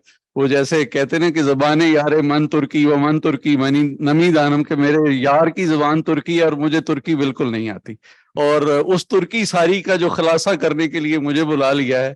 तो मैं तो सिर्फ 3 बातें कहूँगा। मैं कहूँगा कि मेरा ये ख्याल है कि इस सारी गुफ्तगू के अंदर एक जो बहुत बड़ा मिसिंग एलिमेंट था वो पीपल ऑफ पाकिस्तान थे। We talked lot about cost, we talked lot about private sector, we talked lot about international finance, we talked lot about government, but where are the people in all of this debate? In this country, we have a province which is more than 60% unelectrified even now. in the other province adjacent to it, it is like more than 40% unelectrified. अब आप एक उस बच्चे का तस्वर करें जो 8वीं 10वीं जमात में पढ़ता है और चागी में रहता है और 8 बजे उसकी जिंदगी खत्म हो जाती है, और उस बच्चे ने compete करना है इस्लामाबाद के बच्चे के साथ जो रात को 2-3 बजे भी एनर्जी एंजॉय करता है। तो ये पॉलिटिकल क्वेश्चन, ये लोगों के क्वेश्चन, ये सोशल क्वेश्चन जो हैं, ये भी कहीं ना कहीं इस डिबेट में आने चाहिए। और मेरा ये मुतालबा है कि जिस तरह जैन ने कहा कि ट्रांसफॉर्म होनी चाहिए सारी चीजें, तो ये आईजीसीईपी का मॉडल भी ट्रांसफॉर्म होना चाहिए। लीस्ट कॉस्ट नहीं, सिर्फ लीस्ट फाइनेंशियल कॉस्ट नहीं, इसके अंदर लीस्ट सोशल कॉस्ट को भी शामिल किया जाए, इसके अंदर लीस्ट एनवायरमेंटल कॉस्ट को भी शामिल किया जाए, और इसके अंदर लीस्ट क्लाइमेटिक कॉस्ट को भी किया जाए शामिल। जब तक आप जो तेल से चलने वाले कारखाने हैं, जो गैस से चलने वाले बिजली के कारखाने हैं, जो कोल से चलने वाले बिजली के कारखाने हैं, जो बड़े बड़े हाइड्रो डैम्स बने हुए हैं और उनसे जो एनवायरमेंटल और क्लाइमेटिक प्रॉब्लम्स पैदा हो रहे हैं, उनको जब तक आप नहीं लेके आएंगे इस कंसिडरेशन में, ये आईजीसीईपी शायद इससे बेहतर तो हो जाए, मगर ये कभी भी जस्ट एनर्जी ट्रांजिशन की बात नहीं कर सकता। ये कभी भी एक क्लाइमेट जस्टिस की तरफ जो हम जाना चाहते हैं वो नहीं जा सकता। और एक ऐसी सोसाइटी हमारी जिसके अंदर मेरा ख्याल है जस्टिस एक बहुत बड़ा इशू है, और वो जस्टिस वो नहीं है जो किसी एक सियासी पार्टी की तरफ से आपको प्रमोट करके बताया जाता है। वो सोशल जस्टिस है, वो इकोनॉमिक जस्टिस है, वो कल्चरल जस्टिस है, वो कई लेवल का जस्टिस है जो हमारे मुल्क में चाहिए हमें। और उस जस्टिस के अंदर एनर्जी जस्टिस और क्लाइमेट जस्टिस एक बहुत बड़ा एलिमेंट है जिसको कहीं ना कहीं लेके आना पड़ेगा।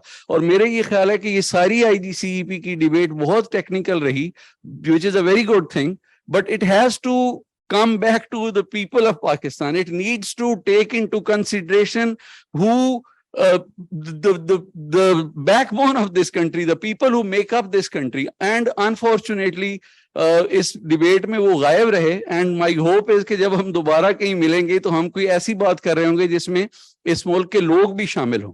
तो इस होप के साथ आई thank you all for your time that you spent here, and I think it was a wonderful conversation in technical terms again, और बहुत अच्छी गुफ्तगू हमने की, और हम कोशिश हमारी ये कि इस टेक्निकल गुफ्तगू को हम अगले लेवल पे लेके जाएं और इसे एनर्जी की जो इंसाफ है और जो क्लाइमेट का इंसाफ है उसके साथ जोड़ें, और हमारी जो हुकूमत की पॉलिसीज हैं और जो प्राइवेट सेक्टर के बारे में जैन ने रिजर्वेशन शो की, वो दोनों भी इस डिबेट में आके आए कि कहीं प्राइवेट सेक्टर सिर्फ प्रॉफिट की बात ही ना करता रहे, वो लोगों की बात भी करे, और हुकूमत सिर्फ जो है वो ठंडे कमरों में बैठ के पॉलिसियां ना बनाती रहे, वो जाके थर में और चागी में लोगों की एक्चुअल सिचुएशन को भी देख के बनाए। तो with this message I thank you again for your time, और मेरा ख्याल है खाना तैयार है, तो अब आप लोग खाइए और एंजॉय कीजिए, फिर मिलेंगे इंशाल्लाह।